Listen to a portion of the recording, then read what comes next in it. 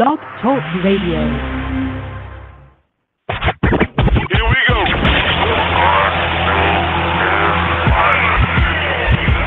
Blast off. This is True Capitalist Radio. True Capitalist Radio. I am your host, the man they call Ghost. The badass of business. Give him capitalism or give him death. That's it. Period. Broadcasting from his Skyline office studios in beautiful downtown Austin, Texas. You sound fruitier than a box of Fruit Loops, for Christ's sake. And now, he'll take it from here. Your host, the prognosticator of prognosticators, the man they call Ghost.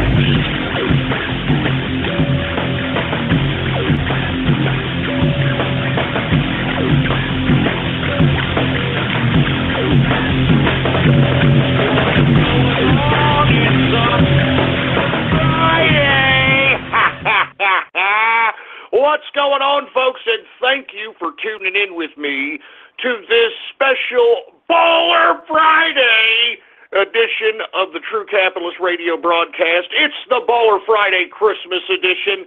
All right, Christmas weekend. And, of course, I am your host, the man they call Ghost. And once again, folks, I want to thank everybody for tuning in with me. Before we get started on anything else, I'd like to remind everybody that this is episode number 522, episode number 522 for all the folks that are keeping track, and spread this show around like wildfire and let everybody know all over the internet and throughout the world that True Capitalist Radio is live and in effect, and we are live every Monday, Wednesday, and Friday, 6:30 p.m. Central Standard Time, right here on the official website of the True Capitalist Radio broadcast, and it is blogtalkradio.com/ghost. That's blogtalkradio.com/ghost. And, of course, if you have not done so, please follow me on Gab, folks. All right, the last social media with any kind of bastion of freedom of speech. Get on Gab, and you can follow me on there under the name Politics Ghost. All one word, no underscores. Politics Ghost is the name to follow. Now that we got that all the way, folks, we got a lot of things to talk about on this Baller Friday Christmas edition here. Obviously, everyone is feeling the effects of the crypto contraction, folks. And between you and me, you could pretty much see these things coming. And what I did is I told the inner circle we might be seeing a contraction here. And I've taught the inner circle what to do in case of major contractions of this capacity, and I'm going to let you all in on it in here in just a second. But I want to go over what we're going to talk about today on this Baller Friday Christmas edition. We're going to talk, obviously, about President Trump and this major win as he signs in tax reform. Now, I think this is going to be a shot in the arm for the American economy. We're going to discuss that. We're also going to talk about how the president is going to be spending Christmas in Mar-a-Lago, and before he did so, he signed the tax cut into law, and he also signed a continuing revolution. Yeah, we're still continuing a revolution here. It's a capitalist one, but a continuing resolution, a CR, that Congress was able to pass so that we wouldn't have the government from shutting down. The government was about to shut down tomorrow if they didn't come up with some kind of an agreement to continue government spending, and that CR, continuing resolution, is until January 19, 2018. We're also going to talk about POTUS and the Congress, at least the Republican Congress's agenda for 2018. Now that we've got tax cuts and, Obamacare mandates lifted and things of that capacity, we're going to talk about what's on the agenda for the Republicans and POTUS. We're also going to talk about how Obama allowed Hezbollah to deal cocaine in the United States and funnel the money through used car sales. Well, this just in, folks. I don't know if y'all have known, but this just in, off the hot wire, Sessions orders the Department of Justice review after the revelation that Obama allowed Hezbollah to deal cocaine in the United States. So that's just off the hot wire, folks. I'm telling you that right now. Fox News just put it out. And finally, it seems as if we're going to start draining out this swamp. And I swear to God, I hope that this DOJ review culminates into something, because I think Barack Obama should be in goddamn prison. He should be in goddamn prison, rotting and throwing away the goddamn key on this treasonous communist scumbag. I mean, everything, every policy, everything he ever did destroyed this country. And folks, I don't mean to go off on a small rant here, but take a look at the archive, all right? blogtalkradio.com/ghost. Every one of my episodes is time dated and stamped. And I was talking about how this man was destroying the country and how it wasn't hard to bring the country back. And folks, everything I've ever advocated on this broadcast for the past 10 years, because I've been broadcasting for 10 years, everything that I've ever advocated, this president is making into law. And why is he doing it? Because it's the right thing to do. If you care about this country, if you love the continuity of America and want it passed down to your children, your great-great-great-grandchildren, it's the right thing to do. I'm telling you, thank God Donald Trump is president. I'm telling you, it was 8 years of hell under Obama, having him destroy our country, and now it's all coming around to roost. And not to mention, folks, I want to talk a little bit more about some of these black operations that Barack Obama has been exposed in, either culminating, covering up, etc. I want to go back in time later on in the second hour. I want to talk about Fast and the Furious, because I'm starting to, and many people that are into the underground of black operations, they're starting to understand that Fast and the Furious was not, and I repeat, was not what Eric Holder, the Department of Justice, and Obama said it was. It was not we're going to give the cartels, the Mexican cartels, our guns so we can track them under Fast and the Furious. Yeah, that's what they claimed that they did. They claimed that they gave the Mexican drug cartels the guns so that they could track where the guns went, and obviously they didn't track them because one of them ended up at the damn scene of a murder of a Border Patrol agent. But is anybody talking about that? No. I'm going to be honest with you, folks. I believe something very different about Fast and the Furious. We're going to talk about there. I want to also talk about how we even got to this point where you've got an administration, a liberal Barack Obama administration, facilitating, aiding, and abetting international terrorism.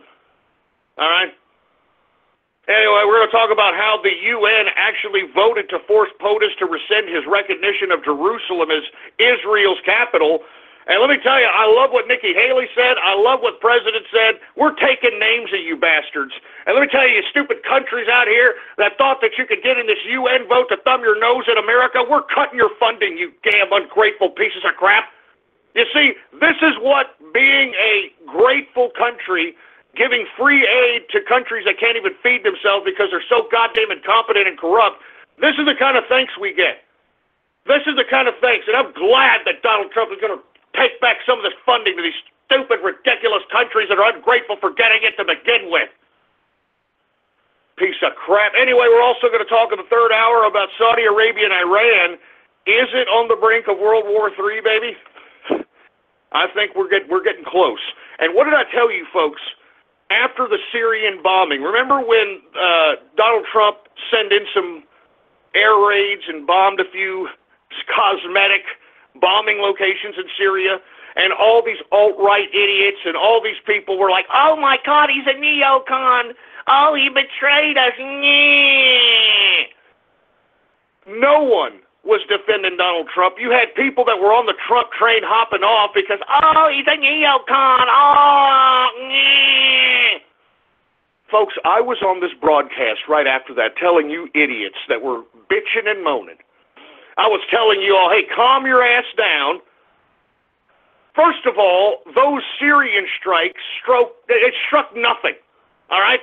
They struck Iranian positions, first and foremost, and secondly, an empty airfield. It was a cosmetic type of air attack because, remember, the globalists were trying to goat Donald Trump into a confrontation with Bashar al-Assad, which is backed up by Russia and Iran, for these chemical weapons that obviously were fake. All right? The second fake chemical attack these globalists, these United Nations bastards, have tried to pull over the wool over people's eyes out here. And all you got to do to see that these goddamn chemical attacks in Syria were fake, take a look at the damn B-roll footage that came out of Syria and notice that the people that are sick and supposedly under the gas and all that crap that are dead, whatever, these mounds of people, notice the people helping those that are afflicted by the chemical gas are not wearing anything. They're not wearing anything. They have no gun. They have nothing. It's fake. It's bullshit crap.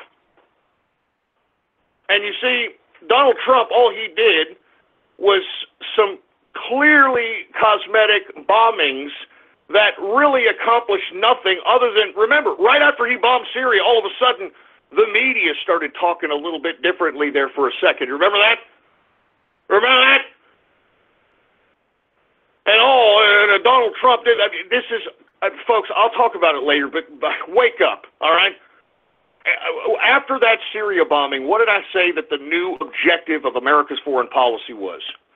And you can look back in the archive. I said it, and for all you folks that have been listening to me for a long time, you know I said it.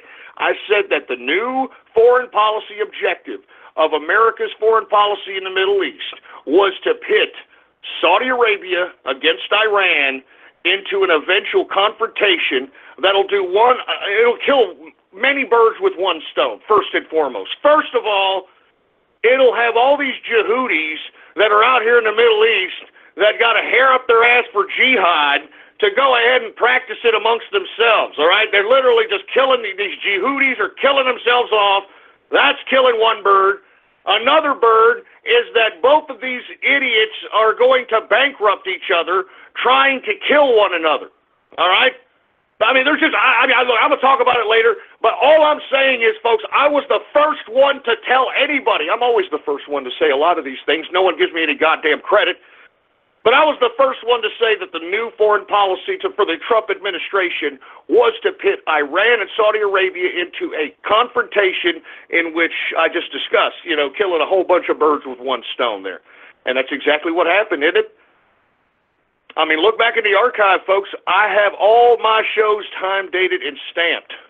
And I said it. Let me continue going. We're going to talk a little bit about North Korea. And I'm starting to believe, folks, if you want my opinion, that the probability of the United States striking North Korea is starting to get very, very high. It's starting to get very high. And the reason I'm saying that, folks, is, I'll tell you in the third hour. Let's just put it that way. But I think that the probability of North Korea being hit by the United States is getting higher by the day. And I'll explain why in the third hour. If we have enough time, we're going to get to these last things. We're going to talk about Spain. It has a $2.7 billion Christmas lottery. Can you believe this? This is how you can get goddamn rich in cuckold connoisseur socialist Europe. All right? Oh, you know what? We have opportunities in socialist Europe. What are you talking about? We've got a Christmas lottery. What a joke. A $2.7 billion Christmas lottery. And you know what really... I mean, I'll get to this in a second, or in the third hour, but you know what really makes me sick about this? Is that you know as well as I that this is nothing more than a government racket. That's all lotteries are.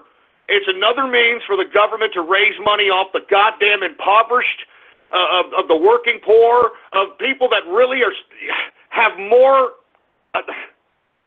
who can be susceptible, let me put it lightly, okay, who can be susceptible to actually believing that they could participate in a lottery ticket system in which you have a higher possibility of being struck by lightning in your home than you do winning this crap. But you see, Spain, they make it a country Christmas special in which everybody in Spain ain't doing nothing anyway. What is it, 30% unemployment for Spaniard youth out there? You know what I'm saying? I mean, give me a break. $2.7 billion lottery. And you know how much this crap costs? $200 a ticket. Oh, give me a break, man. This is cuckold connoisseur socialist Europe, man. This is what they call economic opportunity in Europe. And you know what the worst part about it is? You know that what's the taxation in Spain? Like 70%, 80%? I mean, whoever wins this lottery is the sucker. I mean, they're going to probably have to give 80% of it to the government anyway. It's a scam. It's a racket. But, of course, try to tell these cuckold connoisseurs in Europe this, and, whatever. Anyway, last but not least, I want to talk about, speaking of cuckold connoisseurs, the Prime Minister of Canada, Justin Trudeau. I want to talk about this son of a bitch because only in cuckold connoisseur Canada, only in moose-humping Canada can an incompetent, stumbling, mumbling little jerk like Justin Trudeau can get away with the type of garbage he's getting away with this ethics violation that we talked a little bit about last Wednesday. I mean, you know what? You Canadians make me sick. With all due respect, I've got some Canadians in my inner circle. Don't get me wrong, those guys are capitalists, and believe it or not, I got a few of them trying to get into the United States legally, all right? I mean, they're having to pay all kinds of money. They don't want to be a part of cuckold connoisseur Canada anymore. I mean, one of the gentlemen that's in my inner circle, not only does he live in Canada, he was a part of Canada's freaking special forces, man. Like military, Canadian Special Forces, and he wants to get the hell out of Canada because what Justin Trudeau has done to that country, for Christ's sake, and I don't blame him. I don't blame him. I mean, good God, do you all, I hate to keep reiterating this, but do you Canadians know that Justin Trudeau sold all of your gold reserves? Because y'all had a very substantial gold reserve. I don't know if you know this.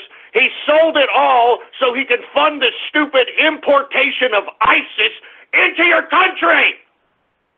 And that's a fact. And what are Canadians doing? Oh, it's okay, eh? It's okay. We're progressive, eh? We're progressive. Don't be a hoser. We're being progressive. We're being like a melting pot, like the guys over there down there south, like the Yankees. Stupid Canadians. Anyway, look. We're going to try to talk about all that here in the next 3 hours. Hopefully we get around to it. If not, well, we'll try our best. Let's just put it that way. We'll try our damn best. Anyway, folks, I'm sure you're well wanting to know what in the blue hell is happening in the crypto markets. So go ahead, let's talk crypto. Now, what have I always said about the crypto markets, folks? That it's very, very volatile. And the reason it's so volatile, folks, because it's the purest form of free market that you could possibly have. There is no regulation. You don't have, FTC, SEC, all these vowels and all these alphabet bureaucracies. You don't have these alphabet bureaucracies looking over everything because what these Wall Street guys, what they criticize about Bitcoin and cryptocurrency and the markets that we partake in is that it's not stable. There's no stability in the markets, and only a socialist pompous-ass jerk-off would say something like that. Because the only reason that we have somewhat stability in the markets is because the government in the stock market has out-regulated the average person from investing in it on their own. That's why I told you all last year that the only people that are in the stock market right now are fund managers. All right? I mean, that's the majority of the investment community in the stock market. Hedge fund managers, mutual fund managers, retirement fund managers. All these people are the ones that are the majority of the investment community in the stock market. Now, in the crypto market, folks, it's a completely different animal. It's a completely different animal because, first and foremost, a lot of the folks that are in this market are not necessarily savvy investors. And I've said this time and time again, they're a bunch of computer dorks. All right? I hate to say this, sorry. And, hey, look, I mean, I'm not saying that everybody that knows something about the computer is a dork. You know who I'm talking about. They're four-eyed. They're eating Pop-Tarts while they're on the damn computer. They're dorks, computer dorks. I mean, the guys that are the big-time Bitcoin millionaires right now are the original dorks that decided that they were going to mine and collect this stuff when no one was paying it any attention. and that's been another criticism of Bitcoin as well of mine, is that there is a far and few small amount of hands that own large quantities of Bitcoin. And at any time, like we saw during the attempt at the Bitcoin Cash run-up, in an attempt to kind of have Bitcoin Cash overtake Bitcoin, what could happen is these, few hands that have lots of Bitcoin could just sell off and cause a major crash in the market. And that's been my biggest criticism of Bitcoin, is that, there's small amounts of hands that own good portions of, I'm talking like tens of thousands of coins kind of capacity. And that's been my biggest criticism. Now, not to get off the subject, folks, we are having a contraction. Now, why are we having a contraction? Well, first and foremost, folks, we're having a contraction because the dollar is gaining value.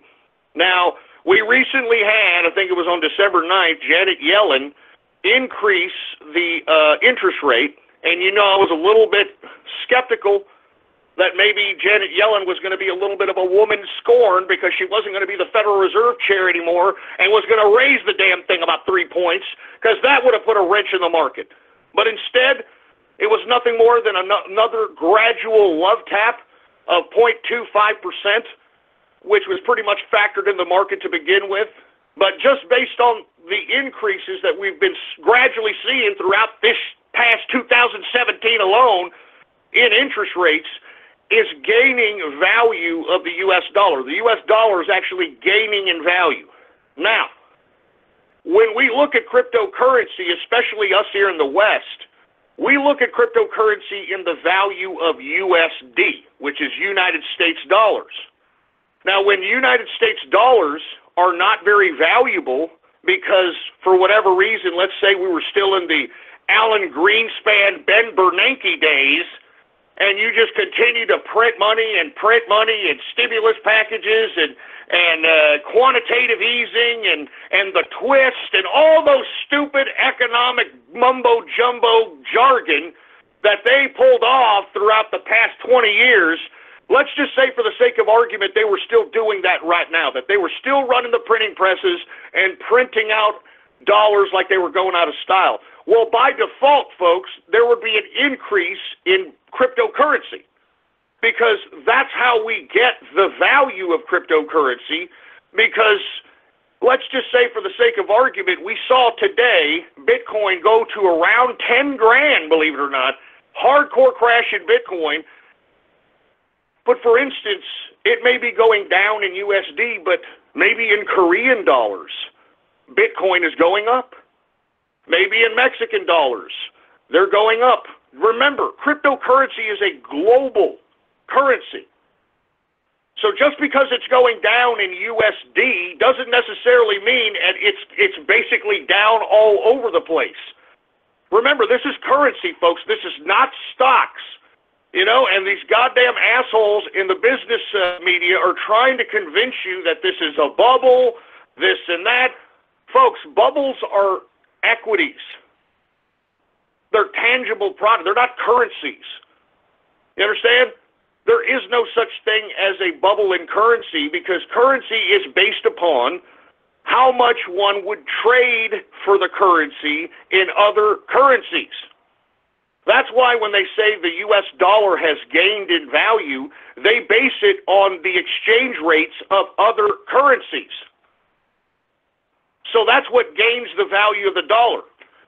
So when they compare the dollar to the Japanese yen, when they compare it to the euro, when they compare it to whatever currency, when they say the dollar is gaining value, that's what they're talking about. That it's gaining value amongst all the other currencies in the international community. Now, once again, I've talked about this as it pertains to equities and commodities, but the same is applied here to crypto. If the dollar gains in value, we're going to see a decrease in the value of cryptocurrency in exchange for United States dollars. Is everybody understanding me? When we see an increased value in the dollar, we're going to see a decrease in cryptocurrency, because cryptocurrency is money. So if you value your cryptocurrency in United States dollars, then that means that if you see the United States dollar go up in value, then by default, the exchange rate for cryptocurrency in USD is going to go down in value. I mean, the same thing can be applied to equities and commodities. Okay? When the dollar value goes up, prices go down because the dollar has more value, right? I mean, the whole reason why we saw silver back in 2009, 2010 at $60, almost $70 a troy ounce, the reason we saw gold hitting almost $4,000 a troy ounce back in 2009, 2010 was because, first of all, we were coming out of an economic recession, so you had a lot of speculators going there as a security, first and foremost. But secondly, the printing presses of the Federal Reserve kept printing out money, and they print out even more money during those times. And that's what happens when you print out money. When there's more outstanding dollars, that devalues the value of the United States dollar. And as a result, that's why you saw an increase in silver and gold during that time. So that's why these prices fluctuate. I'm trying to give you guys a very crash course economics lesson, but this is how you apply what's happening here in the cryptocurrency markets to why exactly it's happening. Because no one in the business community right now, no one in the business media is explaining why this is happening and why this happens so often. And there's a lot of factors. I mean, obviously, this is a fickle market. We got a bunch of computer dorks, like I said, and whenever they see red, these guys are just like, oh my God, it's red. Here, let me move it. Let me move it over here. Oh my God. I mean, they're really, really fickle. They really don't have an investor gut. They're very fickle. And secondly, folks, it reacts to the value of the U.S. dollar. So if the U.S. dollar is gaining value, which it is, we're going to see a decrease in crypto, especially when you exchange it in USD. So if everybody's wondering why this happens, that's why this happens. And that's why I keep telling you folks that in cryptocurrency, the money is in the blockchain technology. Do you understand? That's why these idiots in Wall Street don't understand that. They think this is the stock market. The value in cryptocurrency is the damn blockchain, what it can do, the flexibility, the quickness of transaction, the circulation, whether or not the cryptocurrency is going to be integrated with other blockchain technologies from the team that actually created it. So that's why I'm saying, folks, there's a lot of different factors to factor in. Remember, a lot of people that are getting into the market right now and that got in late, and let me tell you, there's a lot of people that just got in late, that got in. If you got in anywhere in this past week and you made your first purchase on something, you're probably pissed and like, oh man, it's a scam, oh man, because you don't understand how to invest. All right? Yeah, we're seeing a contraction now, but what have I said? I said long-term investment reigns supreme. Lest we forget that we saw cryptocurrency or Bitcoin in general back in 2010, 2011 go up to about what, $500, $600, almost $1,000, and then it crashed back down to about $100 and stayed at 100, 150 for like 4 years. Y'all remember that? 5 years, something of that nature. And just imagine, I read about an idiot who threw out a computer that had 70,000 Bitcoin in it, and he threw it out because, well, he didn't think that, Bitcoin was going to be worth a crap, or I don't know why he threw it out. The guy now is so pissed off at himself that he threw it out, he's actually digging up the landfill, all right, the landfill that he may have been thrown into, all right? So as I'm stating, folks, all right, if you're trying to make the quick buck, you'll make a quick buck. But remember, if you want the big bucks, long-term investment reigns supreme. Remember, that's how Warren Buffett became one of the richest men in the world. He's not a day trader. I'd like for you all to name me one of the richest men in the world that was a pattern or day trader or a swing trader. I mean, let me tell you, I'm not saying that they don't live lavish. I'm not trying to say that they don't live large. But what have I always said about applying an investment strategy as it pertains to swing and pattern trading? To take the profits and the liquidity based on pattern and swing trading and put them into a long-term investment and don't do anything. Just buy them and just have them a part of your portfolio. But you see, most people don't understand that. And you see, that's the bad part about capitalism, because capitalism is freaking complicated, and we have an education system that doesn't teach them anything about it, okay? And that's why on this show, I try to tell you folks how to conduct yourself as a capitalist, because it is easy. You just have to know how to do it. And for all you people that are bitching and moaning and complaining that you can't do it, it's because you aren't trying hard enough. And not to mention, if it was so easy, then it wouldn't be capitalism. If everybody could do it, it wouldn't be capitalism. So that's why, capitalism is what you make of it.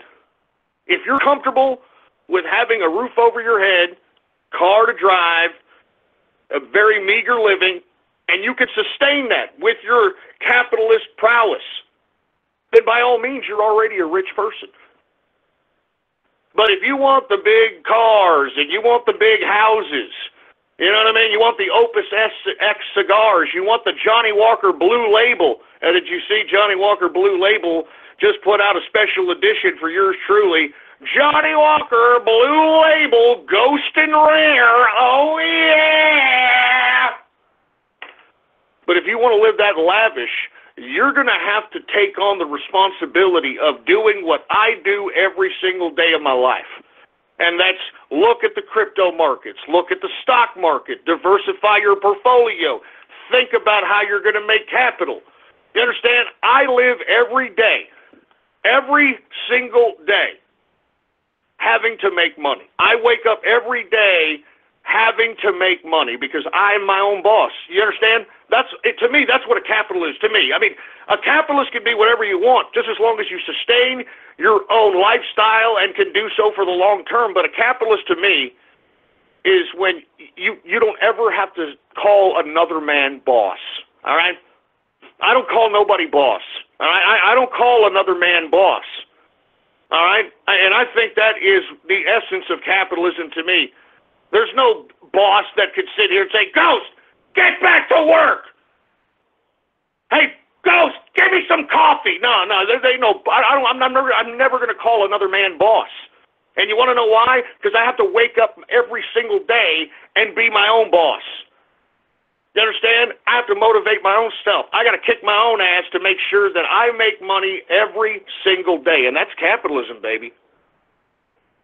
That's capitalism. Anyway, let's get to some crypto coverage. I hope that you folks understand what I just explained to you about the crypto contraction, because that's exactly what's happening here. And let's also not forget that this is Christmas time, all right? So you don't think people are cashing out some of these profits so that they can buy their bimbo broads some kind of a ring or something? I don't even think it's a ring anymore. Hey, engineer, isn't the new thing to, like, buy a car for a broad or something? Yeah. The new thing is, because, I don't know, dudes are idiots. I don't know. But anyway, the new thing is that you can go to the car dealer, right? And if you drop about $3-4 grand down, you can literally take a brand new car off the lot under a lease and give it to some bimbo.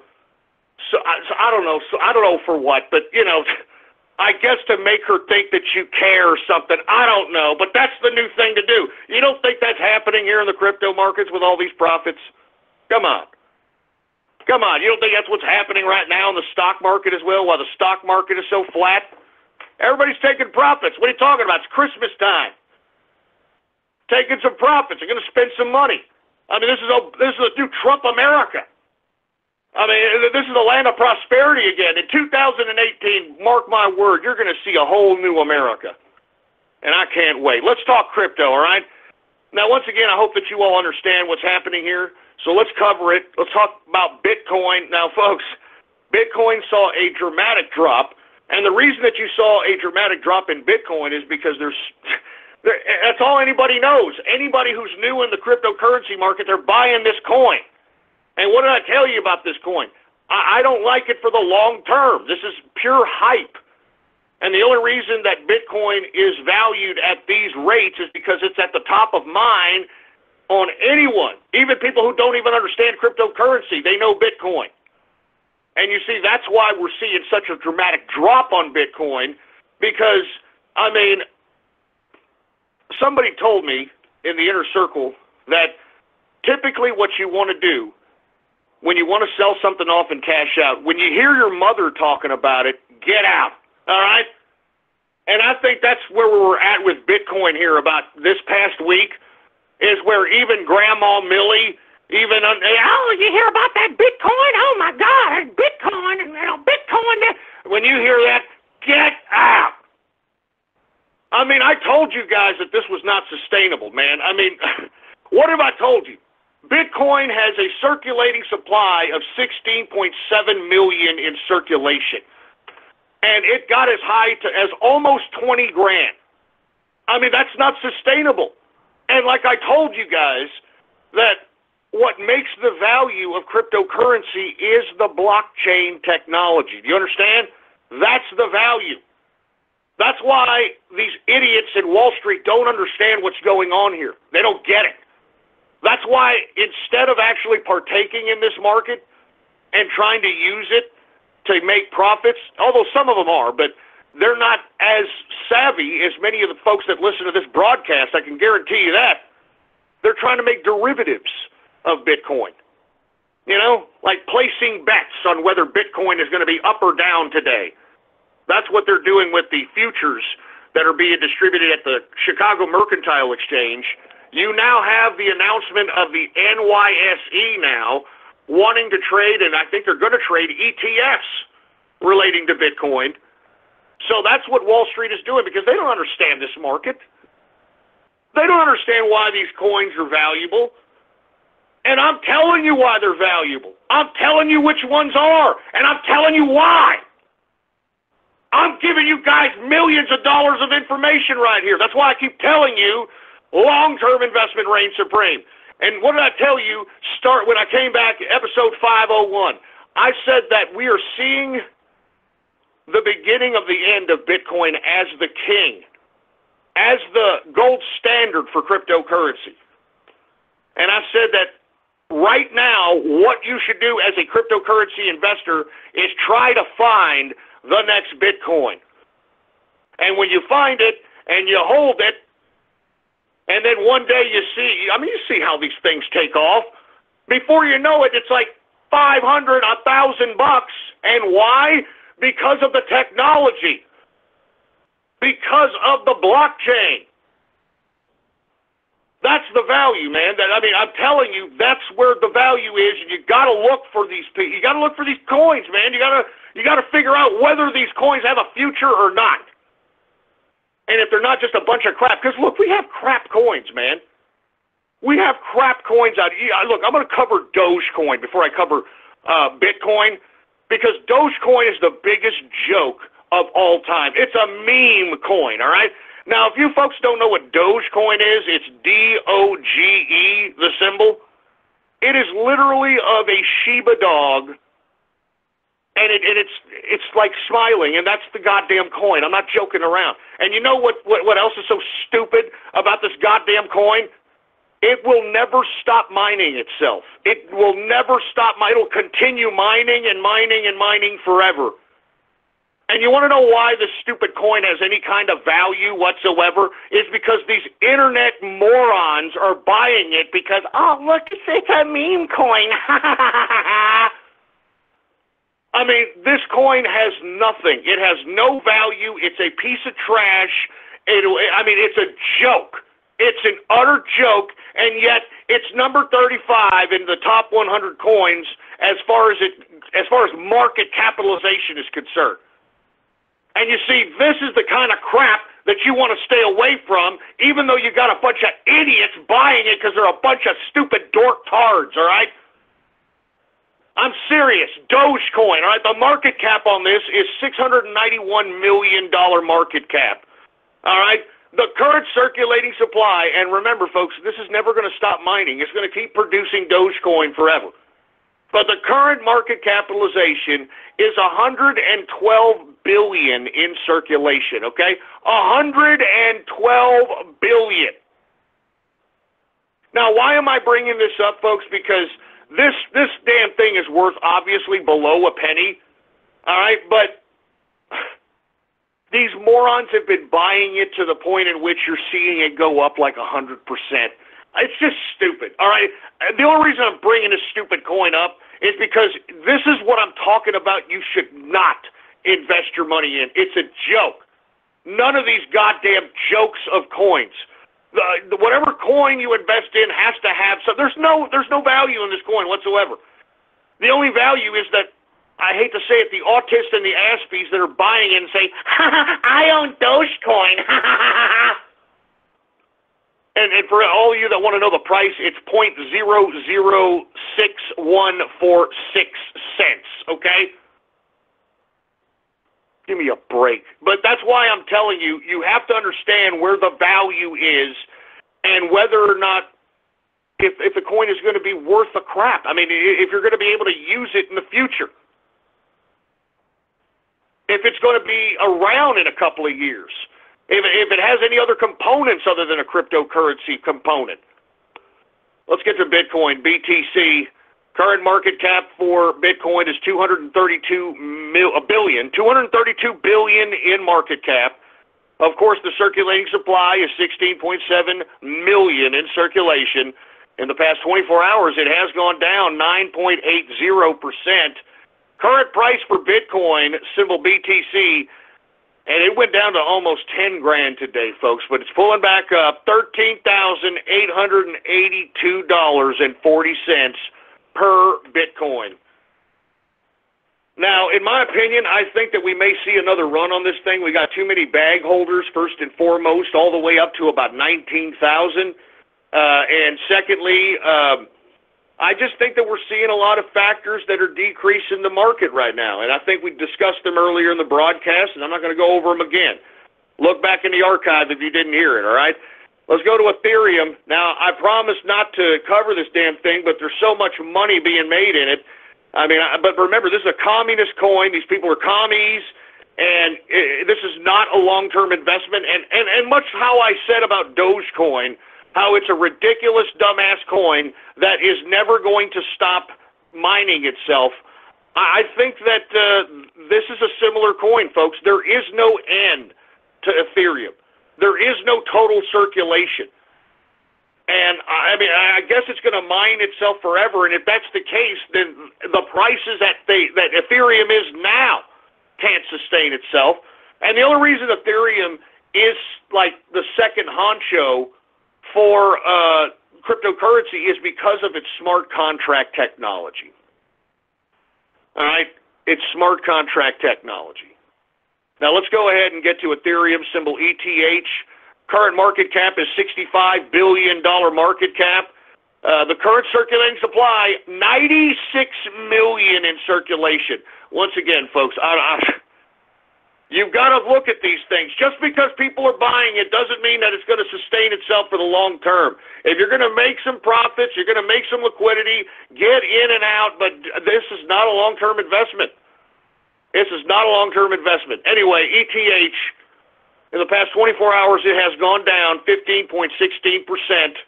Current price for Ethereum is $679.96 per Ethereum. That's what I'm saying. I mean, that's the only thing keeping Ethereum alive, in my opinion, is the smart contract technology, and I have yet to see a successful smart contract other than CryptoKitty, which is ridiculous. It's just utterly ridiculous. Anyway, let's get to Bitcoin Cash. prior to the contraction, we saw a big-time run on crypto or on Bitcoin Cash, that symbol BCH. I mean, it went as high as over $4,000 within the past 48 hours. It has contracted tremendously. Let's go ahead and talk about it. Bitcoin Cash's market cap is $45 billion market cap. The current circulating supply for Bitcoin Cash is 16.8 million in circulation. In the past 24 hours, Bitcoin Cash has gone down 15.07%. Current price for Bitcoin Cash, symbol BCH, $2,691.93, or actually 2,000. I'm off, folks. I'm sorry. I'm multitasking. $2,691.93 per Bitcoin Cash. Now, there's a lot of bag holders on Bitcoin Cash, and I want to be honest with you, folks, that we at the Inner Circle, we found that the transaction speed for Bitcoin Cash is tremendously faster than Bitcoin. So that's a factor to keep in mind. And not to mention, folks, I do believe that Bitcoin Cash is mineable through your CPU, I believe. You could mine it with your computer. You don't necessarily need a graphics card, but don't quote me on that. Anyway, let's continue. Let's go to Litecoin, folks. LTC. Now, I'm telling you, Charlie Lee, the guy who created Litecoin, sold off all of his Litecoin because, quote, he didn't want to show a conflict of interest. Now, I want to be honest with you. I thought that was a shitty move for Charlie Lee to do. All right? You know as well as I, this guy just cashed out, and now he's a freaking, I don't know how, a billionaire, a millionaire, whatever the hell he is. All right? And basically cashed out at the height of Litecoin's fame. Because I'm going to be honest with you, I just didn't like that, man. And I think that's a big cause of why we're seeing a major contraction in Litecoin on top of the market contraction in general. For you folks that don't know, Charlie Lee, the guy who created Litecoin, sold off all his coins and made sure every business media knew about it. And I think that's what really kind of is screwing this coin here. And I think, Charlie Lee, you're a piece of trash for doing that. And if anybody knows Charlie Lee, I'm going to be honest with you. I respected this dude. You know, I thought he was an innovator in crypto. But him doing that, don't give me this virtue signaling crap that you, I didn't want to seem a conflict of interest. Then you shouldn't have never even had them in your wallet to begin with if you didn't want to show a conflict of interest, you scumbag. All right? Give me a break. I'm going to sell them off all at the all-time highs when they're over $300. Give me a break, man. I'm sorry. I am not a fan. I respected Charlie Lee. I thought he was an innovator. I mean, he created Litecoin, but for God's sake, don't give me this crap that, I'm a moral person and I want to sell my Litecoin so I won't show that I have any kind of conflict of interest. Yeah, shut up. You want to show that you don't have a conflict of interest? Blindfold yourself with dental floss, you piece of crap!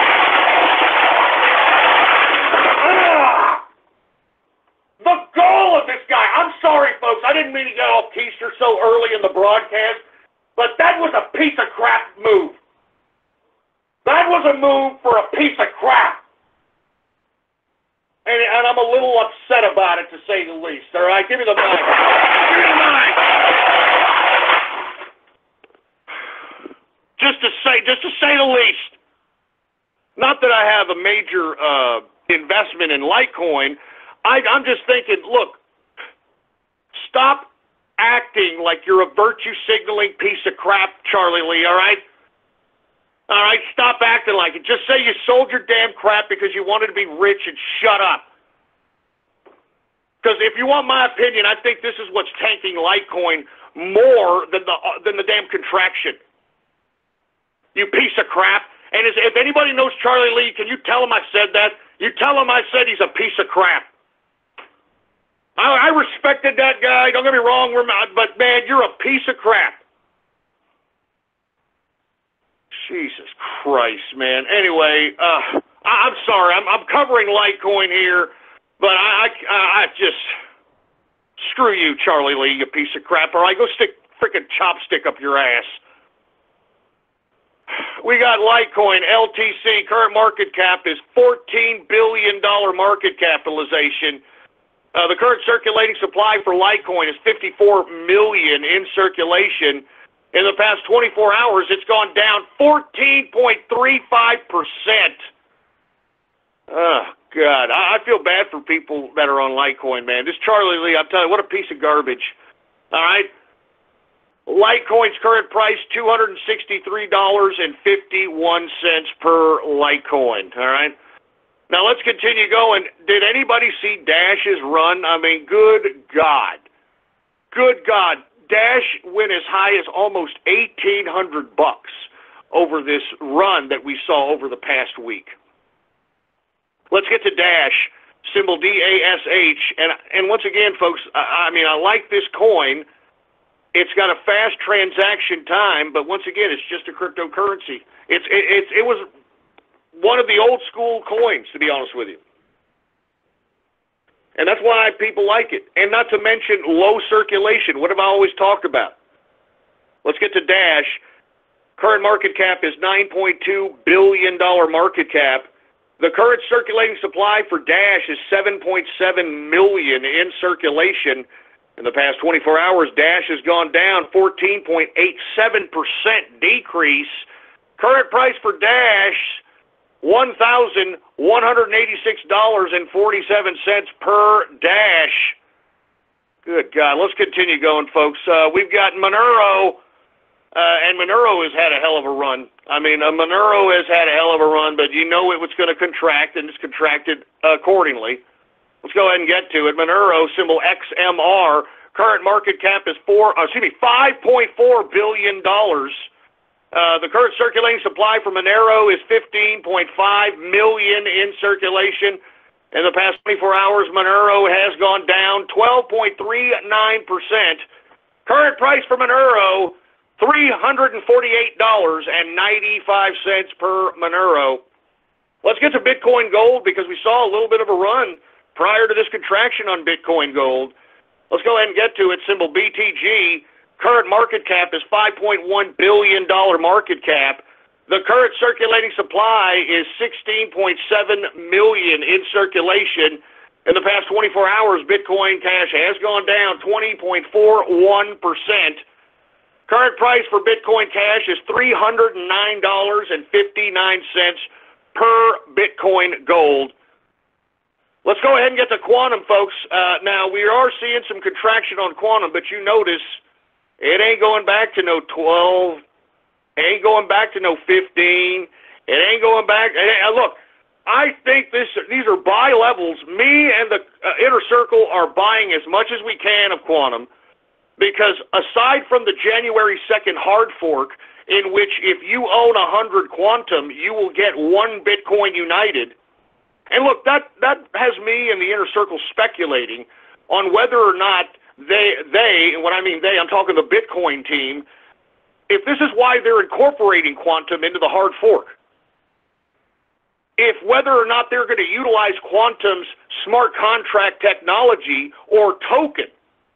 Because let's be honest, folks, I mean, everyone right now, as far as coins are concerned, as it relates to smart contract-based coinage that is being introduced newly into the altcoin market, they're basically off of ERC20 tokens, and ERC20 tokens are Ethereum. It's Ethereum-based. Now, Quantum was a part of the ERC20 token, but it then created its own token, and now it's not a part of the Ethereum network. It's its own independent token, and now new coinage that may be introduced will, and especially want to have the smart contract technology correlated with it, they may be wanting to go to Quantum. And as I stated in the last show, I could see Quantum overtaking Ethereum like it ain't crap.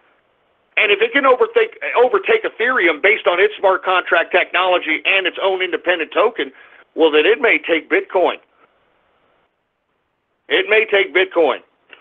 Now, I think these are very, very good buys right now, folks. Remember, if you take a look at the ratio in which this hard fork is going to happen, you're going to have one Bitcoin. If you have one Bitcoin, one whole Bitcoin, you're going to get a one whole Bitcoin United. If you have 100 quantum, you're going to get one Bitcoin United. So that puts the price somewhere around 100 to 150 bucks by January 2nd. I mean, why do you think this damn thing is rising, folks? All right? I mean, when I announced that, it was 12 bucks, all right? It was 12 bucks. So let's go ahead and cover it now. Quantum, symbol QTUM. The current market cap is $3.8 billion market capitalization. The current circulating supply is 73 million in circulation. In the past 24 hours, it has gone down. It's contracted with the rest of them. 13.76% decrease. The current price for quantum, symbol QTUM, $51.79 per quantum. And I still think these are great buy prices, all right? I mean, if you think that you missed the boat on this, I beg to differ. I am long on quantum. I personally believe it could be the next Bitcoin, if you want my opinion. And currently, me and the Inner Circle are currently trying to fiddle around with the smart contract technology that's integrated into the quantum ignition wallet. And if we're successful in it, we're going to go ahead and try to put it out. So we can finally see a goddamn smart contract work, you know? I'm just saying. Anyway, we're going to continue going. Let's get to Zcash, folks, all right? Zcash, symbol ZEC. The current market capitalization for Zcash is $1.5 billion market cap. The current circulating supply is only 2.8 million in circulation. As I stated, folks, Zcash is an easy $1,000 coin here, and I wouldn't be surprised if it's $1,000 in a month or two. All right? Low circulation. It's got a privacy component. And you got JP Morgan backing it up as well. It has a substantial stake in Zcash. So with that being said, I like this one here for the next few months. We could definitely see this go to $1,000 bucks. I mean, especially at the low circulation, 2.8 million. Give me a break. In the past 24 hours, it has contracted, though, 9.69% decrease. Current price for Zcash, $551.66 per Zcash, folks. All right, let's continue going here. Let's get to salt, folks. You all know that I have a considerable amount of salt. That's SALT. Now, I want to explain to you why I like salt, because what's going to happen is this. Salt is trying to make a blockchain lending service. A blockchain lending service in which you, as someone who owns cryptocurrency, and let's say you own cryptocurrency right now. Let's say you own quantum. And let's say you own so many quantum and you got a loan. They'll give you a loan for whatever the quantum is worth and give you that loan and use the cryptocurrency as collateral. Now, let's say you got a loan for 12 bucks a quantum and then it shot up to 60. All you have to do is pay back the loan for whatever it was that you got lent at 12 bucks. You get the cryptocurrency back and boom, you make money. It is a great lending concept, great lending cryptocurrency USD concept. And I think that people need to, kind of take this into consideration for a long-term investment. All right? So let's continue going on. SALT, SALT, current market cap is $478 million. The current circulating supply for SALT is 51 million in circulation. In the past 24 hours, SALT has gone down 10.68%. The current price for SALT, symbol SALT, $9.24, folks. And remember when I said this was a buy? It was at 5 and change. Just saying, baby. All right, just saying. All right, I'm going to get a couple more of these, then we're going to move on because we are running out of time, folks. All right, so let's just go ahead and get to 42 coin. You know as well as I, me and the Inner Circle are the official spokespeople for 42 coin. And unfortunately, you can tell that people have taken profits because once again we're seeing negativity in the 42 coin market, but still within that range of $45,000 to $60,000 a coin. Let's go ahead and get to it. 42 coin, symbol 42. Current market capitalization is $1.9 million. And, of course, the current circulating supply for 42 coin is just 42 coins. That's it. That's why I'm saying the scarcity is in the value is in the scarcity. I mean, it's definitely a crypto investment. And I've said the 3 reasons why to invest in it. It's a hedge against these contractions because, as you can see, I mean, it's not dramatically dropping down in which you lose 30, 40%. I mean, you've heard some of these contractions. It's ridiculous. Secondly, it's a long-term investment, and I strongly advise everybody who's listening to me to please consider this as a long-term investment, baby. I'm telling you, it will be $1 million a coin next year, 2018. And third, it is a great swing and pattern trading play, folks. A great swing and pattern trading play in which you can play this damn thing. The swings on it are from 45,000 to 60,000 to 70,000 back to 50,000. That's some pretty good swinging right there, and you can gain some pretty decent liquidity, to say the least. All right? To say the least. So that's why I'm saying the scarcity, that's where the value is, folks. All right? And mark my words, just wait till this damn coin is $1 million. All right? And I know that some of you idiots, that are in troll land out there, you autists and Aspergers, I like to hear you, oh my God, it's a scam. 42 coins a scam. You were the same idiots that were saying that back in April and May when I was covering these coins, when Bitcoin was just $1,200, when Ethereum was just $40, when Dash was $60, all right, when Zcash was at $70, you stupid, dumb, mommy, titty-sucking pieces of nipple-clamp-loving, butt-plug up-the-ass-looking, fart-fragrant, expert, cheese-hole chomping, pud-pulling pieces of autist trash, okay? Of autist trash.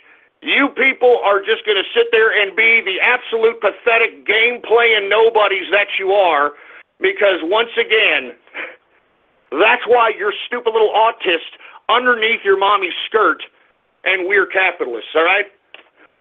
And I know, I see that little chat room every now and then. Yeah, oh, here comes the autist spam rant. The autist spam rant. Is that how you're letting that autism go through your head? Hey, look, I'm going to continue to talk about you dumb autist because I'm the only one that's telling you the truth, okay? You people are useless if you're going to continue to call yourself autistic. Do you understand? You know how to get rid of autism? Just don't call yourself autistic. Stop being proud of being a goddamn overgrown man-child, you stupid piece of trash. It's that easy. It's that easy. Stop acting like a man-child. Stupid, dumb, idiot autist. Like I'm supposed to care. You morons, you get on the internet all the time. You assholes play games.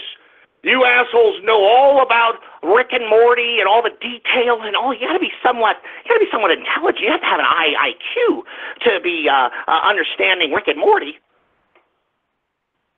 Stupid, man. Stupid.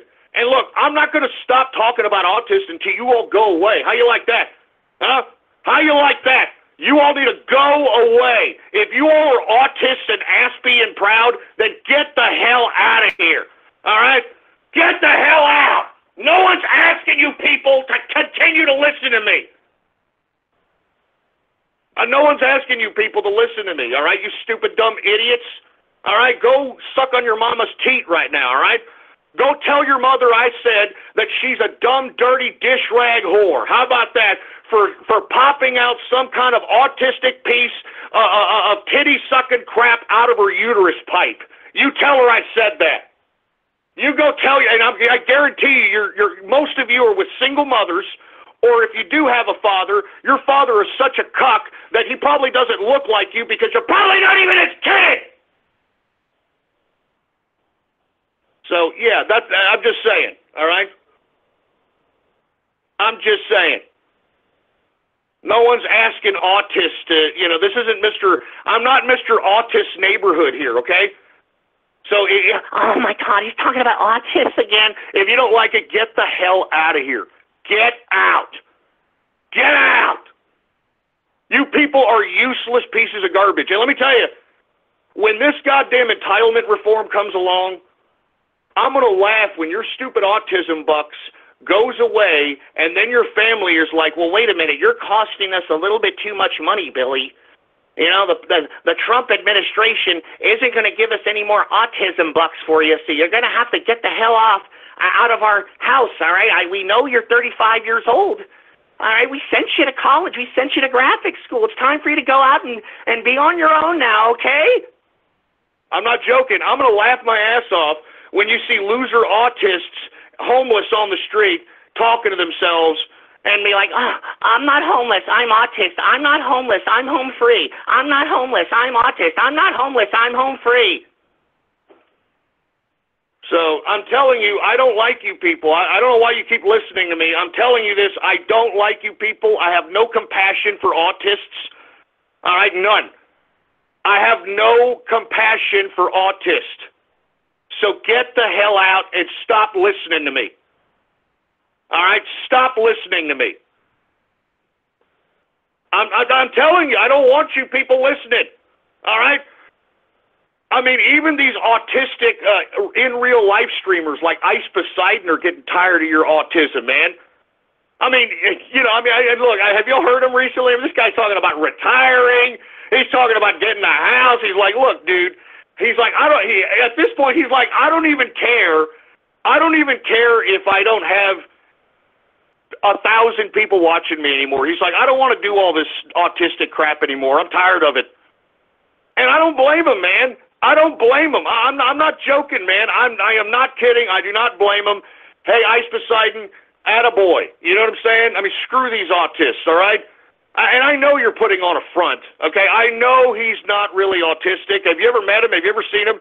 The guy is very reserved, not to mention he's got a degree in finance, you dopes, all right? So what is he doing? He's taking you idiots for a ride and being like, yeah, fuck it, dude. CX in the chat, dude. CX in the chat, dude. And he's taking you idiots for a ride, and now he's like, look, I don't want to be entertainment for tards anymore. He's like, I don't want to be entertainment for tards. So what I want to do is I'm going to just take my money and run. So I don't blame him. I don't blame him, man. I mean, I'm going to be honest. Hey, look, I hate to be candid with you guys, man. I entertain this whole goddamn idea of, pandering to these autists. I'm telling you, I'm not joking around. Okay, and it's my fault. It's my fault for pandering to autists. It's my fault for pandering to man-children who likes cartoons. It's my fault, man, and I know. That's why I'm trying to rectify it now, folks, okay? I know there's a lot of folks that listen to me out there that are legitimate listeners, that listen to the Crypto Hour. They're making lots of money. They're listening to the stocks. They're making lots of money. They're listening to the politics. They appreciate the commentary. And look, I know that. And I know that through the statistics. I read it on the breakdown of the statistics. I remember this. I know this. So that's why I'm trying to cater to more of the legitimate, the quote-unquote legitimate listener base that I have out here. All right? As a matter of fact, I really appreciate the new listeners that I've gotten from Gab. All right? And if you've taken a look at the Gab followers that I have here, I really do appreciate them because they're genuine listeners. They're genuine people. Many of them are adults. Many of them are now middle-aged. They're adult people. They appreciate the commentary. They understand the political commentary. They love the cryptocurrency stuff, and that's who I'm catering to. I'm not catering to autists. I'm like Ice Poseidon now. All right, log in, dude. GX in the chat, man. I'm gonna retire, dude. I'm gonna retire. So, I mean, I'm not gonna retire, but I am going to try to cater less and less to these autistic spurgs out here. I'm done with them. All right. And I want you all to know I'm done with them. I'm not kidding, all right? Now, with that being said, I know I'm supposed to have the ghosties. This may be the last ghosties that we'll ever have on New Year's Eve. Okay? That'll be the last, because I'm not catering to this. I'm not being entertainment for tards, man. I'm not doing it. All right? I'm not doing it. I'm not entertainment for tards anymore. I'm not doing it. All right? I'm not doing it. Oh, here comes an autist. Oh, what is this? What is this? Listen, there are a lot of people who are against your crap concerning autism spectrum disorder. Oh, okay, what's that? Which includes autism and Asperger's syndrome. These people have a mental disorder, and it's not their fault they were born this way. Oh, God, what is this? What is this virtue signaling crap? The way that people with autism behave and their social disabilities is not their own choice. Yes, it is. Yes, it is. I don't want to hear that crap. Yes, it is. I've seen it with my own eyes. I've heard it. Anyway, I'm done with the markets. I'm not covering the stock market. You people don't even get it anyway. You people barely get crypto, for Christ's sake. All you need to know about the stock market is the reason that it's flat is because, first of all, it's Christmas time. Secondly, the dollar's up. And thirdly, there's more profits to be made in crypto anyway. So what difference does it make? I'm moving on to something else. I'm moving on to something else, for Christ's sake, man. And what am I supposed to do? Am I supposed to do Gab Shout Outs because you tards want to hear it? Is that what I'm supposed to do? Huh? Am I supposed to do Gab Shout Out? I had some tard here trying to explain to me that, oh, I'm born this way, and now I'm discriminating against autists. I'm not discriminating against autists. I don't like you people. How is that discrimination? I have the right to not like whoever the hell I don't want to like. What are you autists going to try to take that away from me now? Huh? You're going to try to take that away from me? That I can't like you because you people are idiots? And not just idiots. You people are sick in the head. Because I know for a fact that you autist spurgs, and let me tell you, I'm not kidding when I say this, folks. They're in chat rooms right now. They're in Asperger and autist chat rooms that are related to this show. I'm telling you, there's like 1,000 of these damn chat rooms all over the internet, and there's a bunch of these autists and spurgs in there, okay? All right? A bunch of autists and spurgs in there that literally throw each other's doxes around. And for you people that don't know what doxing is, it's exposing your personal identity, okay? And you should see them in these stupid chat rooms. Oh, yeah, man, I'm going to throw your dox out, dude, and yeah, I'm going to get your dox. And it's just complete stupidity, man. It's complete ignorance and stupidity. And by the way, I mean, let's be honest, okay? Let's just be honest here. You want to know why that doxing is such a bad thing, especially when it comes to these autists and spurgs? Because they don't want to be outed as autists and spurgs. You understand? I mean, they don't want to be outed as living with their parents, and they don't want their ugly picture. Have you seen a lot of these autists and spurgs, man? They look disgusting. I mean, they're slovenly. You can tell they don't take baths. You know, I mean, they're so hopped up on psychotropic drugs that it's destroying their liver, and you can see it all over their face. You know, they got wide eyes, you know. I mean, take a look at their pupils, man. That's all I got to say. Take a look at all these kids' pupils, and you're going to see they're not under their right frame of mind. They're under the influence of psychotropic drugs, man. And what, I'm supposed to say that this is normal? I'm supposed to be like, oh, this is normal? Give me a break. Is that what I'm supposed to say, that this is normal? No, it's not normal. And I'm not going to sit here and continue to pretend that it is. So for you people that are getting offended that, oh, you're calling me bad autism, you're making fun of my autism, and that's discrimination. No, it's not. I don't like you people. All right, me personally. And you want to know where that comes from? That comes from me having to deal with you people all the time when I just want to broadcast. That's it. I just want to broadcast, some information to people that can make them better capitalists, that can make them better people, give some truth in the political and international affairs of this goddamn place we call Earth. And that's it, man. I mean, I don't really care if you autists listen or don't. I don't care. I really don't. But you people are freaking gluttons for punishment, man. Jesus Christ. I'm sorry, folks. I know I've gone off keister, man, and I'm sorry. I'm sorry, man. I'm sorry. I can't take it.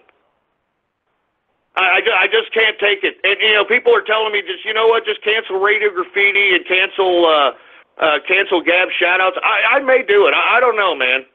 I don't know, but I'm sorry that I have to go off all the time about this subject.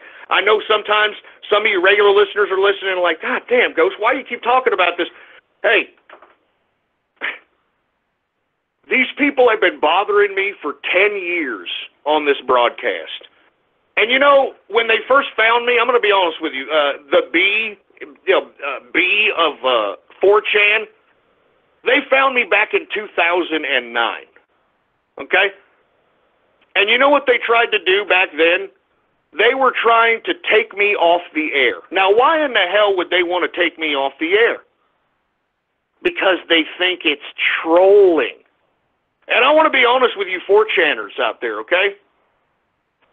Why is it that 4chan was able to do whatever it wanted to do for years? Okay? For years. I mean, it trolled people off the internet. I mean, it was center of many different school shootings.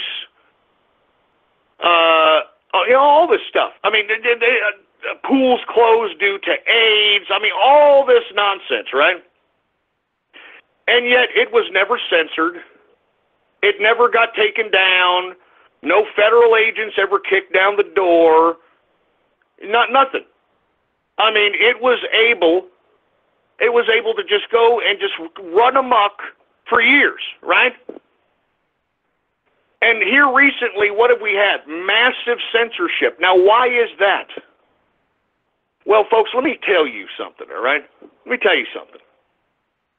4chan was a honeypot to basically get to know each and every sick-ass individual troll, every white supremacist, everything, and who are they silencing? They're silencing those people that were very popular on 4chan, huh?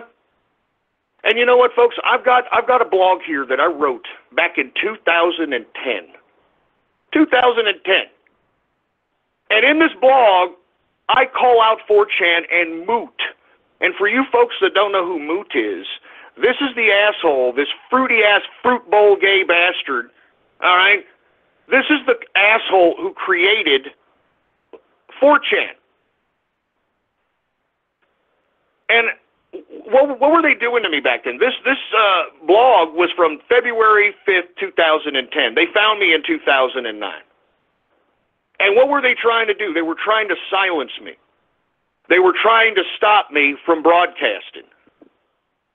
Now, what I'm trying to get across to you trolls is that you all have been so inundated with this idea of trolling that you equate trolling to censorship. And how were you conditioned to do that? 4chan. And by the way, did you know that Moot from 4chan, the guy who created it, Chris Poole, he works for Google. He works for Google. He works for Google. So I want to put this blog up. Take a look at my Gab right now. All right? Take a look at my Gab. There it is right there. And as a matter of fact, I'm going to read it. So, because I know many of you people ain't going to even read it. I'm going to read it, okay? Moot from 4chan. This is the title of it. Moot from 4chan admits his motives. I told you these idiots were leftist, is the title. For those of you who have kept up with my show, I've been harassed and digitally terrorized by a variety of different groups linked to various websites. One of the websites in question, 4chan.org, a wasteland of antisocial enemy nerds that use their website for anonymous child porn exchanges and terrorist plots, such as school shootings, bomb threats, online attacks, etc. These people are true and utter scum of the internet. People always email asking, who are these idiots? For a while, I've been suggesting that these 4chaners and others who were harassing were leftist agitators who were probably paid to suppress my commentary. And people thought I was an idiot back then for saying that. Take a look at what's happening now. Take a look at what's happening now. Take a look at what's happened with the WikiLeaks documents. They have paid people to agitate. They have paid people. I'm going to continue. They've hacked my chat room, terrorized my fans, and prank called my radio show, all in the name of denying my right of freedom of speech. Below is a clip of the founder of 4chan who calls himself Moot, admitting on camera his leftist motives. Hate to say I'm right again. And for you folks, hey, can you put it on, engineer? We're going to put it on for you people so that you hear what Moot said. And I want you to hear him loud and clear, right? Put it on, engineer. What the hell's going on? Put it on, for Christ's sake. We're having technical difficulties here because of the edge. Can you please put it on?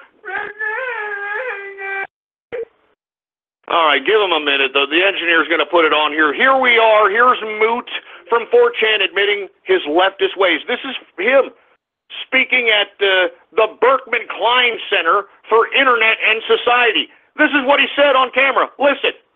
I think that the internet is a paradigm-shifting force that will integrate with the blogosphere and folksonomy, and it will leverage synergies between multinational corporations and different countries to provide the globalized environment that mankind so needs. Now, did you hear him? Let me repeat that one more again, and put it louder, engineer. This is him in 2008 saying this, you freaking idiots. I think that the internet is a paradigm-shifting force that will integrate with the blogosphere and folksonomy, and it will leverage synergies between multinational corporations and different countries to provide the globalized environment that mankind so needs. Take a look at that. He was always a leftist, communist, globalist, and he said it right there, folks. He said it right there. So, once again, why is it that Moot, Chris Poole, the guy who created 4chan, how come his 4chan posts board was able to get away with all this crap? All this garbage. I'm talking school shootings. I'm talking Jessie Slaughter. Do y'all remember that poor little girl? Bomb threats, online attacks, raids, child porn exchange. You know that 4chan was once one of the biggest child porn exchanges. Huh? Yeah.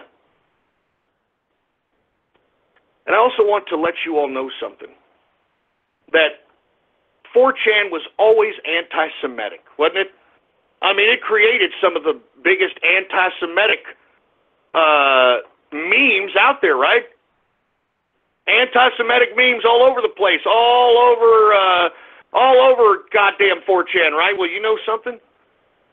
Your boy Moot over there, he's half Jewish.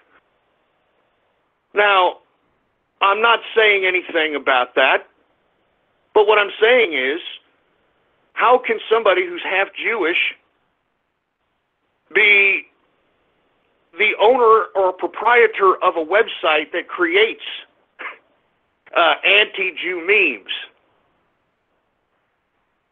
I mean, I'm telling you all right now, if you want my opinion, I think Moot had all of you. You all got had. You all were tracked.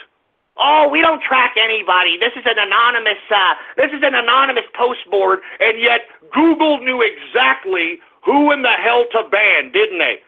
YouTube knew exactly who the hell to kick off their goddamn community, didn't they? Huh?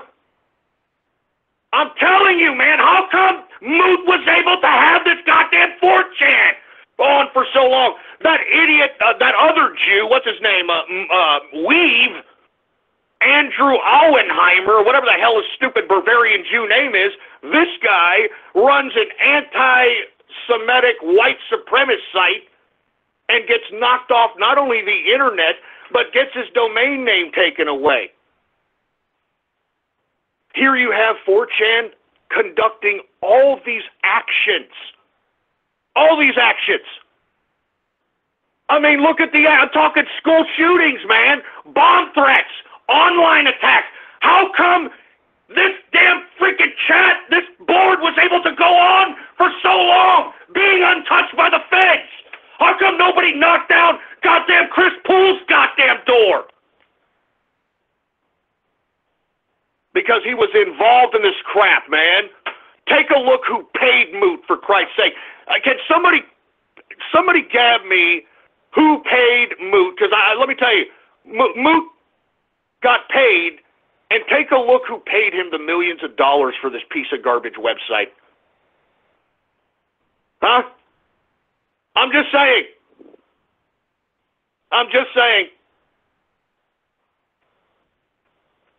And, you know, now you've got 4chaners saying, oh, yeah, well, you're always singing Pole's praises, and, oh, my God. And, hey, why are you sticking up for a stupid website, all right? Why are you sticking up for a stupid website that sold you out, you morons? Give me a break. And for all you idiots that think that he sold it to freaking Yokohama or whatever that goddamn Jap's name is, he didn't sell it to him. The party that gave him millions of dollars. I mean, 4chan ain't worth millions of dollars. Who gave him that money? Who gave him that money? Take a look at the group who gave him that money, and then you'll see what I'm talking about. Became a millionaire off of making a disgusting, despicable goddamn forum post that literally mentally corrupted everybody. Look at all you people that are mentally corrupt. Look at all you people that are taking pride in being retarded and being autistic. You people are taking pride in this crap. Wake up. I'm going to read the last of this article that I wrote, and I wrote this in 2010. After that damn video that I just aired, when you hear this idiot waxing his carrot in 2008 for globalism, I continue. One would think that someone who is responsible for so much criminality would be held accountable through our justice system. Instead, he's invited to speak at Ivy League colleges to the student body and walks the streets around without a care in the world. Meanwhile, he's using your children to implement his sick, globalist, leftist agenda through cyber intimidation and digital terrorism. We cannot allow this madness to go unchecked. I call on all parents, conservative, right-wing, patriotic individuals to start holding these individuals accountable. If no authority is going to stop these internet groups from committing cyber terrorism, then we must stop them ourselves. And the first place to start is at the head. Vent your frustration at the person in this video, Chris Poole, because he thinks he's manipulating your children, and he thinks this is a big joke.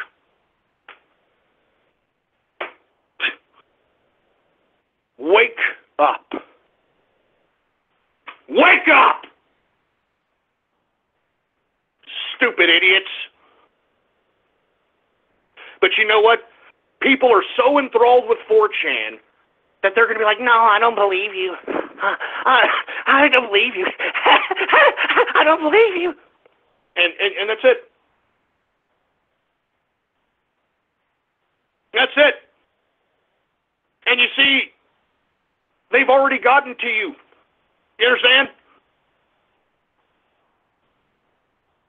So all you people that are bitching and moaning at me at Gab, saying I'm some bad guy for exposing the truth about 4chan, you're the fool. You're the fool. I've never been on 4chan once. Why? I don't want to be known for going on that goddamn website. I swear on my freaking family that I have never visited that site ever, because I knew what the hell that site was about.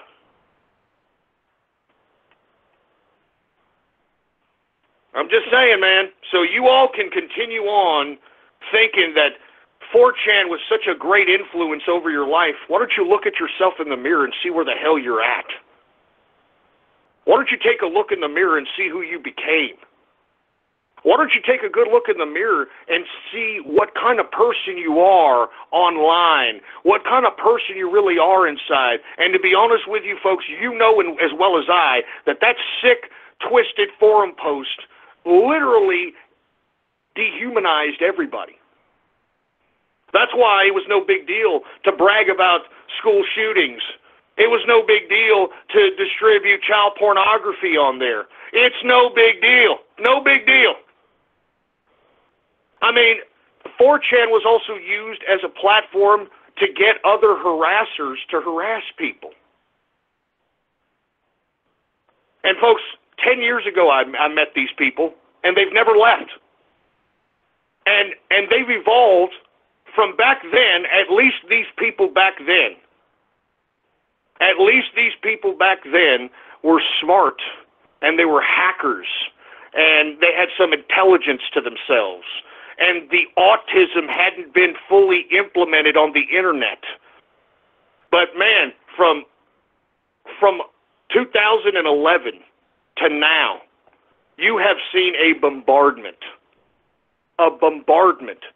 of ridiculous autism. And what is autism, folks?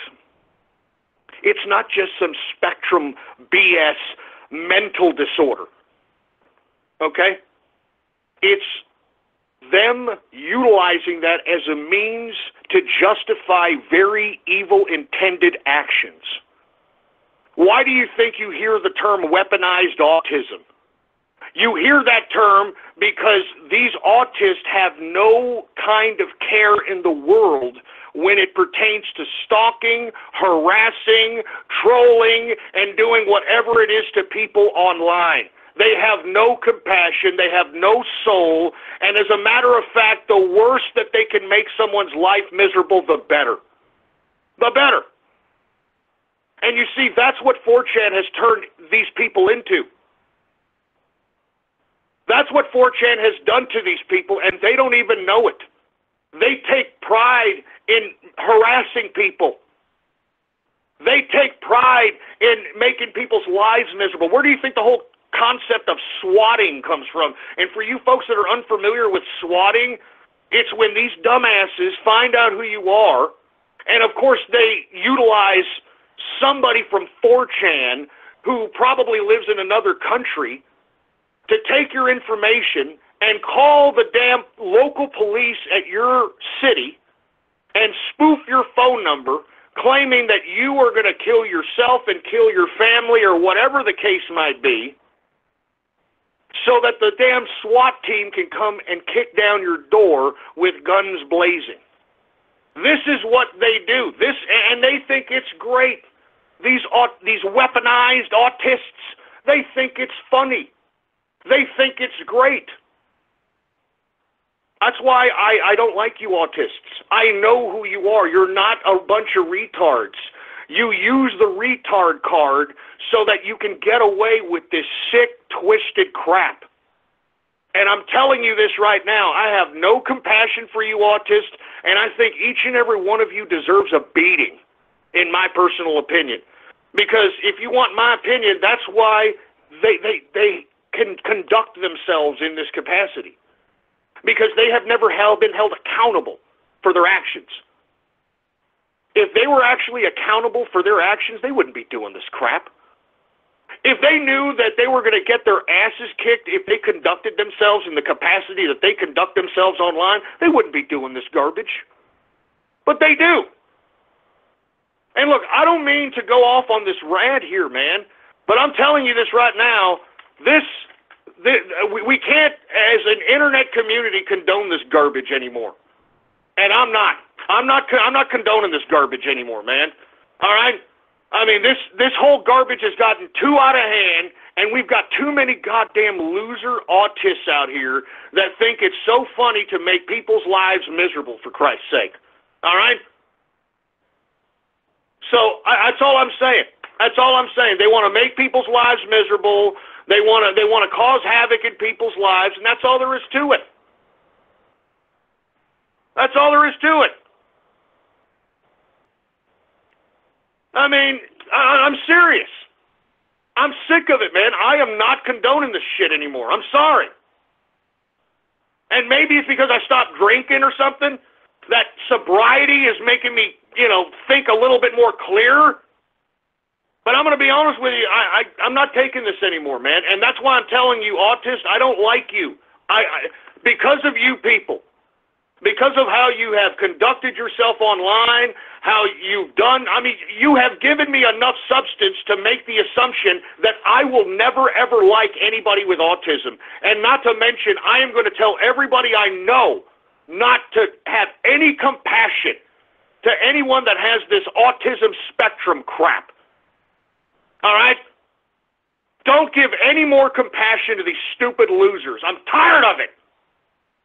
I'm tired of it. Anyway, look, folks, I'm sorry I went off on that tirade. I'm just saying, man, this is where all this garbage comes from, 4chan. And I'm telling you what 4chan was. It was a honeypot, for Christ's sake. That's why there's a blog that I wrote back in 2010 about it. There was a blog from 2010 that I wrote about it. And look, some idiot saying, hey, Ghost, who the hell spends an hour telling his audience how much he hates them? Hey, I don't hate my audience. I just hate autists, all right? I don't like them, all right? They're all, in my opinion, and I still have the right to say this, okay? This is my opinion. I think autists are waste of life. I'm sorry, all right? I think they're a waste of life, and you know what? If you're taking offense to that, then why don't you do something and say, don't you just repeat after me, okay? Why don't you repeat after me? I am not an autist. Just say that. I'm not an autist. And then just brush your shoulders off with that damn label and act like a decent human being. It's as simple as that. It's as simple as that. And then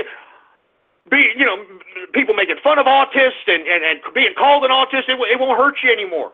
It won't hurt you anymore because you're not classifying yourself into that freaking label. Anyway, I'm moving on. And you know what? No Gab Shout Outs, no goddamn Radiol Graffiti today. You all pissed me off. So go suck it, all right? You all can go suck it. Go listen to somebody else. I don't really care. Stupid autists. I'm sick of you people, man. But I'm telling you why, and look, I had to go on this rant because I wanted to explain to you where I'm coming from. I want to explain to you where I'm not just pulling this, I don't like autists out my ass. I've been dealing with you people for 10 years. Believe me, if there's anybody who's an expert on autism, I think that I am. So give me a break. And you can thank all these autists for why we're not having any Radiol Graffiti or Gab. You can thank these autists, all right? You can thank them all right? And what are they going to do? They're just going to be like, I'm retarded, I'm sorry, I'm retarded. Anyway, let me move on to something else, all right? I hope that all you autists go somewhere else. Get out of here. No one likes you anyway. All right, not even your autist in real life streamer Ice Poseidon wants to have anything to do with you. And this guy tries to act like he's a goddamn autist just so he can get your autism bucks. He can't even stand you anymore. Jesus Christ. Anyway, let me move on, for Christ's sake. Let's talk about President Trump. That always puts me in a better mood, all right? Let's talk about President Trump. Now, let's talk about his tax cut. Because, folks, I don't think that you understand the seriousness of this tax cut. This tax cut is going to put America into a whole new perception. For the past 8 years under Obama, we have gotten nothing but handouts from the government. And you know what's sad about it? Is that the people who love Obama the most because they really have some, I don't know, I think it's like some fixation novelty that, you know, they wanted the black guy as president. I swear to God, I hate to say it, but I believe that Barack Obama was the affirmative action president, and a lot of the folks that voted him in 2008, if you want my opinion, were subtly racist for voting him in, and I'm going to explain to you why. Because I remember that damn race. I was covering it on this broadcast, and all this dude was doing, all goddamn Barack Obama was doing, was saying the same damn mantras every goddamn speech, and not articulating any of his policies whatsoever. All he kept saying was, yes, we can, change and change and change. And I think that people, if you want my opinion, were racist in 2008 and saw what they thought was a black guy, because I would like a black check on Barack Obama. This guy looks like a Taliban marathon runner. He doesn't look black to me, okay? It doesn't look black to me. But they saw what they thought was a black president in 2008, and they, in their heads, became a little bit liberal racist. You know how liberals, they're the biggest racists of all time. You know, what people thought, they were like, look at that black guy. He doesn't talk black. He talks articulate. He dresses in a nice suit. I'm going to go vote for this guy. I think it's about time we have a black guy as the president. Look at him. Look at this guy. He's an articulate black guy. I swear to God, I think that's why the majority of people have voted for him in 2008. And why he won in 2012, folks, is because this guy had already gave people handouts and put most of the working class into poverty and into collecting entitlements. That's what it was all about. It was all about entitlements. And unfortunately, Mitt Romney was recorded, heard. He said that, forget about 48%. There's 48% of people that are going to just vote for Obama because they belong on entitlements and this and that. Forget about those people. Remember that statement? That's what killed Mitt Romney right there. That stupid statement. But, that's why he won. I'm not joking. That's why he won both in 2008 and 2012. And now, folks, we've got a president, and by God, I love this president, and I'm glad this man is president right now. We got a president who is not giving handouts.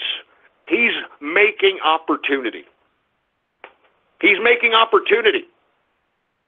And the kinds of opportunity that he's creating, it's economic opportunity. And that's what I've been saying this whole time whenever I talk about this subject, is that capitalists don't want handouts. Americans don't want handouts. We want opportunity. And that's exactly what he's going to give here in these tax cuts. Now, I want to talk a little bit about the tax cuts because there's a little bit of writing in the tax cut that's going to affect people that are in the cryptocurrency game. Cryptocurrency trading prior to this bill was viewed as property, correct? Well, unfortunately, folks, thanks to a man by the name of, the hell's this idiot's name, so you all can go tell him thank you.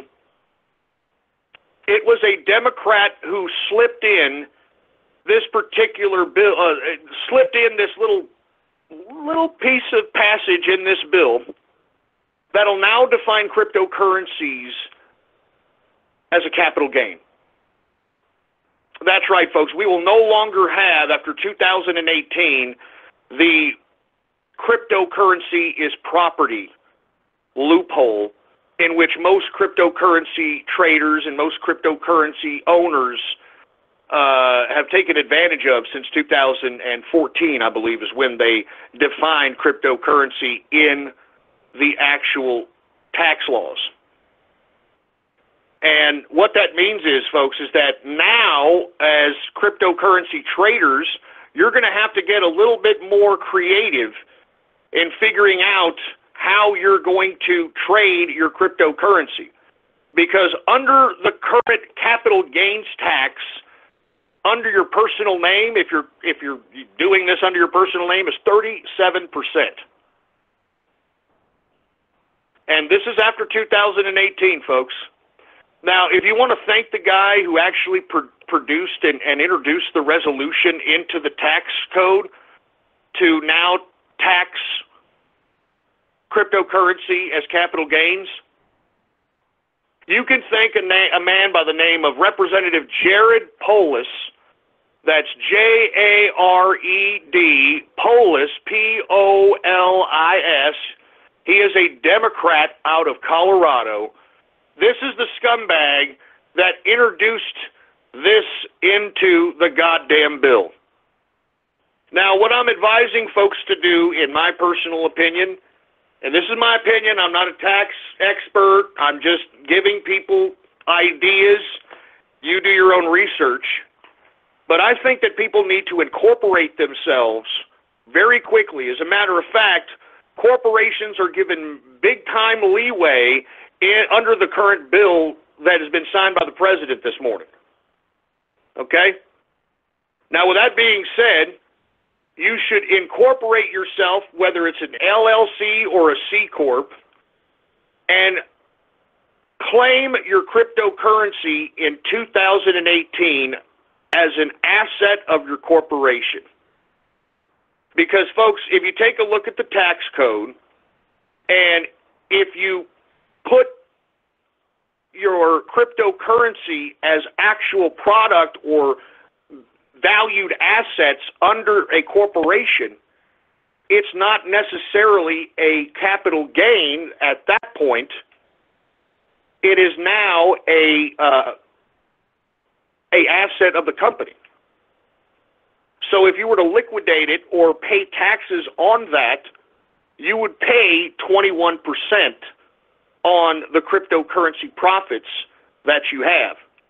And once you claim them, you could then use your cryptocurrency profits to reinvest in your corporation.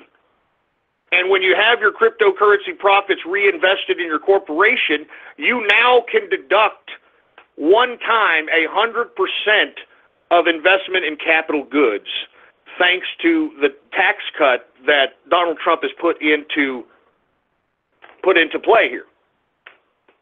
So that's why I'm advising everybody right now that has a substantial amount of cryptocurrency to claim it under your LLC or claim it under a C Corp. That's what I've been doing the whole time anyway. And what will happen is that when you're taxed at 21% on profits made on cryptocurrency, you could then write off from 21%. Now, lest we forget that when you cash out, it's going to be your corporation's money. So what that means is that you are either, if it's an LLC, you could pass through some of those profits into your personal name, or if you're a C Corp, you can basically pay yourself a salary. Now, what does that mean? Okay, let's say like you're one of the inner circle. And let's say you're worth about $150,000, $200,000 in cryptocurrency. Most of the inner circle's already doing this, but they're going to get a C Corp, for instance. I have C Corps, I have a bunch of them, so I know how this works. Okay? What you do is you claim your crypto assets under that C Corp. And let's say you want to cash out some profits. Well, those profits become generated revenue under the corporation. And what you do is you are taxed on those profits at 21%, and then you can write off from that 21% to as much as, like other corporations, 5%, maybe 0%. Who knows? You got to take a look at your tax guy and see if you can do that. But then what you can do, folks, is now, under this new tax code, you can give yourself, like your C corporation, can give you a personal income under $24,000 so you don't have to be taxed a thing. All right? Do you understand what I'm telling you, folks? All right? Do you understand? I mean, your C Corp, the letter C Corp, when you cash out your profits in cryptocurrency in your C Corp, remember, your C Corp is an individual. That's a person. All right? That is a person right there. It limits you from liability. It limits you from legal liability, the whole 9 yards, okay? You put your money in your C corporation, and let's say it's $150,000 in profits, and you cash it into USD. You then take that money in your C corporation and invest it, do whatever it is that you want. You may want to consult with your tax attorney or whatever. And then at the end of the year, you write off from 21%. And then what you do, folks, is you give yourself a salary. You want a salary, right? Your personal name. Your corporation is going to give you a salary, and what you're going to do is you want to give yourself a meager salary that is probably not taxable. And now you can make up to $24,000 a year under your personal name and not pay any taxes. I'm not joking, folks. You can make up to $24,000 a year and not pay any personal income tax. So what I'm telling you is very valuable information here, and I hope some of you people are learning it, and I hope some of you people are writing and taking notes right now, all right?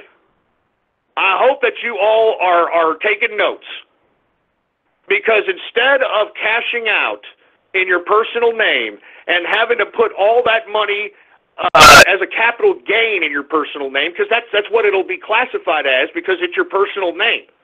You're not in the cryptocurrency business, so they're going to tax you as a capital gain at 37%, and you're not going to be able to write off too much off that 37%. So what you do is you create a C corporation, which is basically starting your own business. You throw the $150K of cryptocurrency gains in there, and then you're taxed at 21%. And what you do is you reinvest whatever the hell is in that damn C corporation and make yourself a business. And not to mention, folks, you don't want to give yourself a big personal income. I think it was Nelson Rockefeller, if I'm not mistaken. It was Nelson Rockefeller who said, "Own nothing, control everything." Own nothing, control everything. And that's what you're doing if you understand the corporate game, baby. You get yourself a corporation. Your corporation owns everything. You own nothing. And you just get a meager living, $24,000 a year, 0% personal income. Meanwhile, you may have some decent fringe benefits. The corporation may supply you with a car, because you need to get to and from places, right? The corporation could supply you your own office, Corporation could supply you some meals. Now, you need to consult with your tax expert, because some of these fringe benefits can be taxable. But if you are really close to your tax guy or girl or woman, and they tell you, hey, look, this is how you get around this is how you get around that, this is how you can write off this is how you can write off that. I mean, this is how you do it. Folks, this is how the rich stay rich. You understand? I'm giving you all valuable information, man, and I hope that you're using it. And the reason I'm bringing this up is because now people cannot in America fall back on cryptocurrency being property after 2018. And if that's the case, I mean, it's nothing to fret about. Just incorporate yourself, baby. That's all. It's as simple as that. All right, and you know where you go? I mean, you can go to like these legal paper sites, like LegalZoom or whatever. You can go to those sites, and you can pay them to incorporate you, or you can incorporate yourself. Me personally, folks, I would personally incorporate myself in a state that has no corporate state income tax. Okay? Texas, no state corporate income tax. Well, I take that back. You got to be, if you make over, I think, 10 million or some crap, or eight, no, I think this year it's 8 million. All right? $8 million, you'll have to pay 1% to the Texas government. Okay? That's it. It's as simple as that, baby. All right? I mean, this is capitalism, man. I mean, either you're going to partake in it or you're not, and you're going to bitch and moan like all these leftists. Give me a goddamn break. Anyway, I hope that you all understand what I told you, and I hope that you take advantage of what I told you in 2018, because I'm telling you this. Aside from throwing your cryptocurrency in a corporation, you should make businesses, man. Everyone is going to have money in 2018. Everybody. And all you've got to do is figure out how you're going to obtain those profits and put it in that corporate account. And the more money that corporate account has, the more it can grow as a corporation. Let's say, once again, let's go back to the $150,000 in a corporation in crypto example. You got $150,000 in crypto. You just opened up a C corporation. You put the $150,000 cash in your goddamn corporation. You save $24,000, put it away so that you can use that as your salary. The rest, what you do, you go buy profit. Go buy profit, meaning instead of trying to start up a business, go look for businesses that are already making profit and just buy it from them with the cash that you have under your corporation. Because remember, the more money that corporation has in its damn account, the more easier and the better life you will have. Let's just put it that way, all right? I'm just saying. I'm just saying, all right?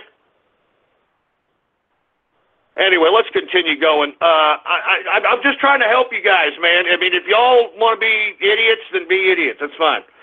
Anyway, I also want to talk about not just did the president sign in the tax cuts into law, but he also signed the continuing resolution that's going to keep government spending at 2017 levels until January 19, 2018.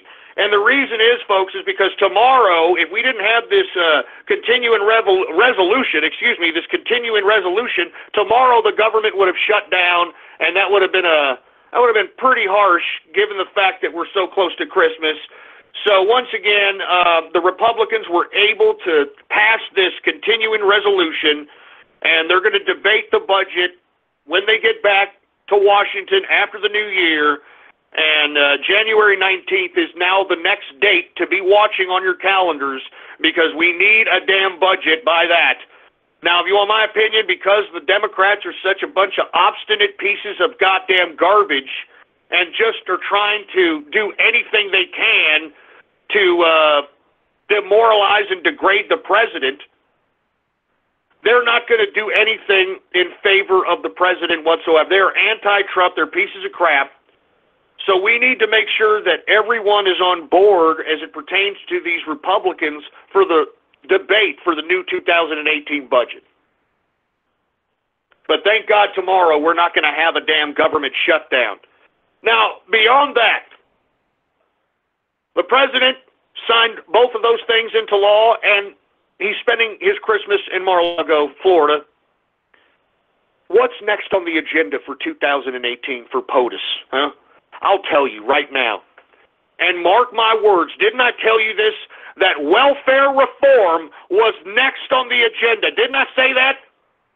And now that these Democrats are starting to realize this, what are they saying? They're starting to say, you give the tax cuts to the rich and now you're going to take away from the poor? Folks, I'm going to be honest with you. I challenge you right now to go to an impoverished area supermarket. Okay? Grocery store. In a supposed impoverished area. and I want you to count me how many grossly obese, fat, so-called poor people we've got waddling in the impoverished areas of America, okay?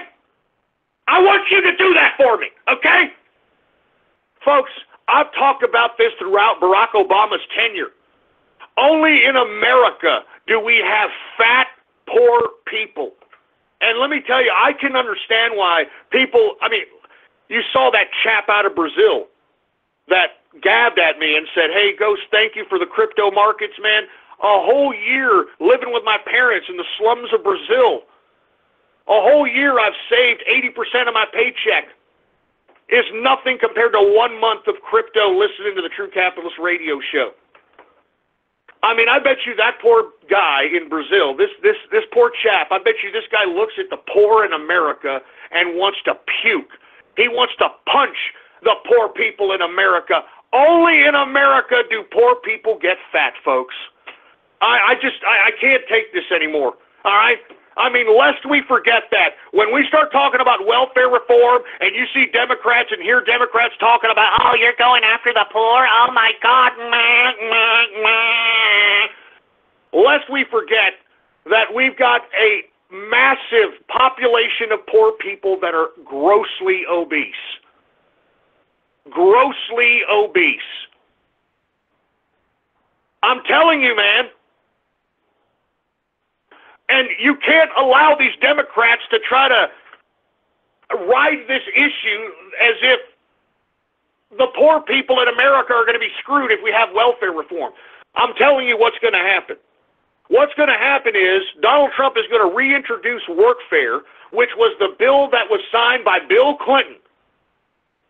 And the only reason Bill Clinton had to sign that bill was because the Speaker of the House at that time, Newt Gingrich, probably one of the best speakers in the House that the Republicans ever had, he forced Bill Clinton to sign that bill so that he could, get the Republicans on the side of certain things Bill Clinton wanted to pass during his presidency. He actually had to make a deal with Newt, and Newt Gingrich was a great leader of the House. He was no goddamn Paul Ryan.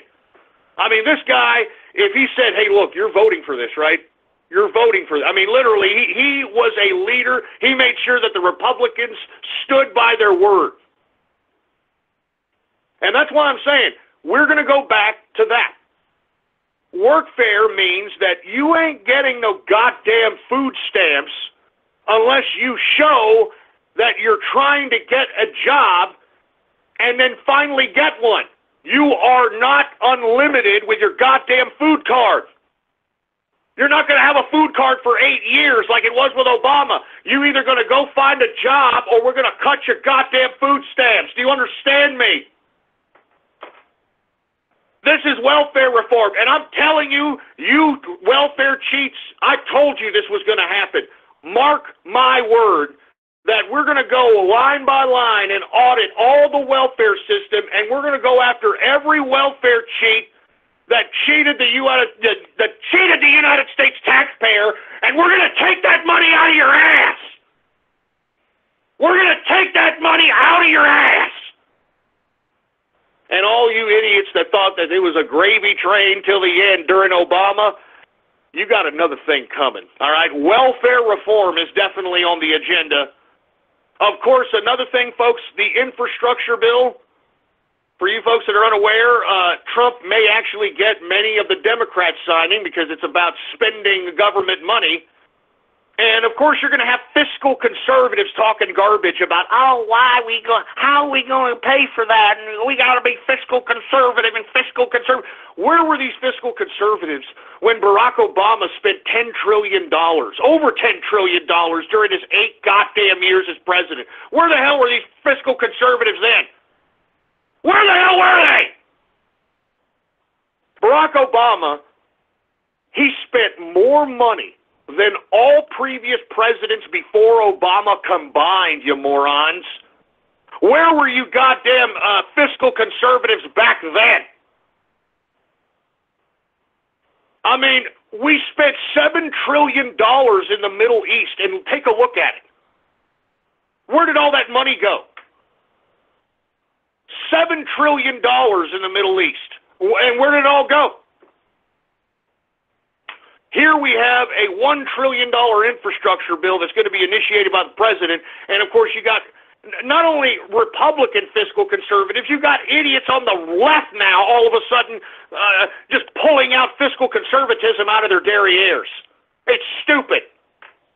And another thing that they're going to talk about, folks, DACA and general immigration next year, 2018.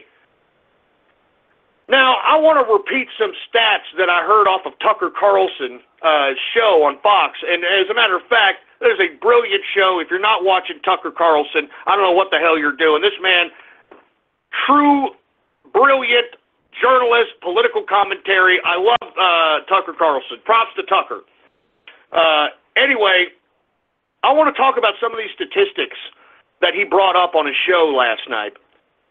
And it's about immigration.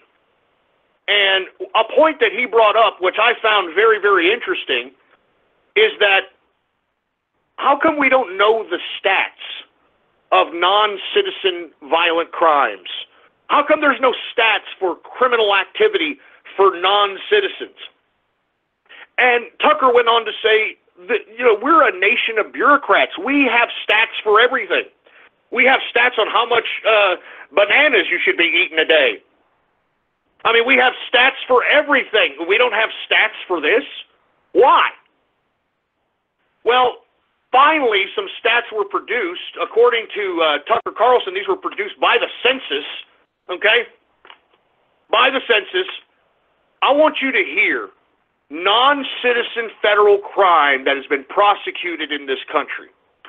And for all you idiots that are coming out here and claiming that immigrants are nothing more than people coming out here looking for a job and wanting to be well-rounded citizens, the stats are completely contradicting that perspective, all right? Non-citizen crime, and these are crimes that were prosecuted in federal courts.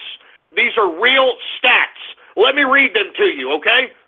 And remember, when I'm reading the stats, when I'm reading these numbers, I want you to remember all those liberals that are trying to promote immigration and open borders and all this crap, all right? Non-citizen crime that were tried and convicted in federal courts. Here are the statistics. 22% of murders that were tried in federal court were for non-citizens, illegal immigrants. Do you understand? 22% of federal murders that were prosecuted. That's almost a fifth of murders in this goddamn country were committed by illegal immigrants that had no business being in this country. But the only reason they're in here is because Barack Obama and the Democrats allowed this lackadaisical approach at the border and allowed anybody to come in. 22% of federal prosecuted murders by illegal immigrants. Let me continue. 18% of federal fraud cases by immigrants. 18% of federal fraud cases. 33% of money laundering federal cases. Immigrants, okay? 29% of federal drug trafficking cases. 29% drug trafficking by immigrants. And these are federal prosecutions. But this one takes the cake, all right?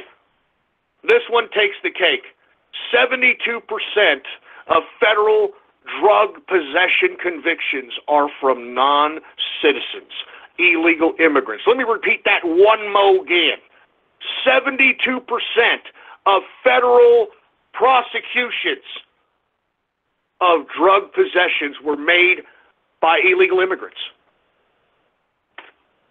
There it is. But you'll have these goddamn leftists say, "Oh, no, you know what? Immigrants, they're just trying to have, they just want to have a leg up. They're just trying to work out here. Get the hell out of here." All right? We've got to secure our border, and we've got to take care of our country. And much like Donald Trump, my president says, if you don't have a border, you don't have a country. And that's all there is to it.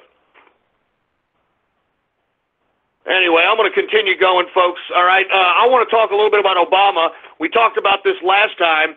It came out that Obama allowed Hezbollah to deal cocaine and funnel the money through used car sales in the United States.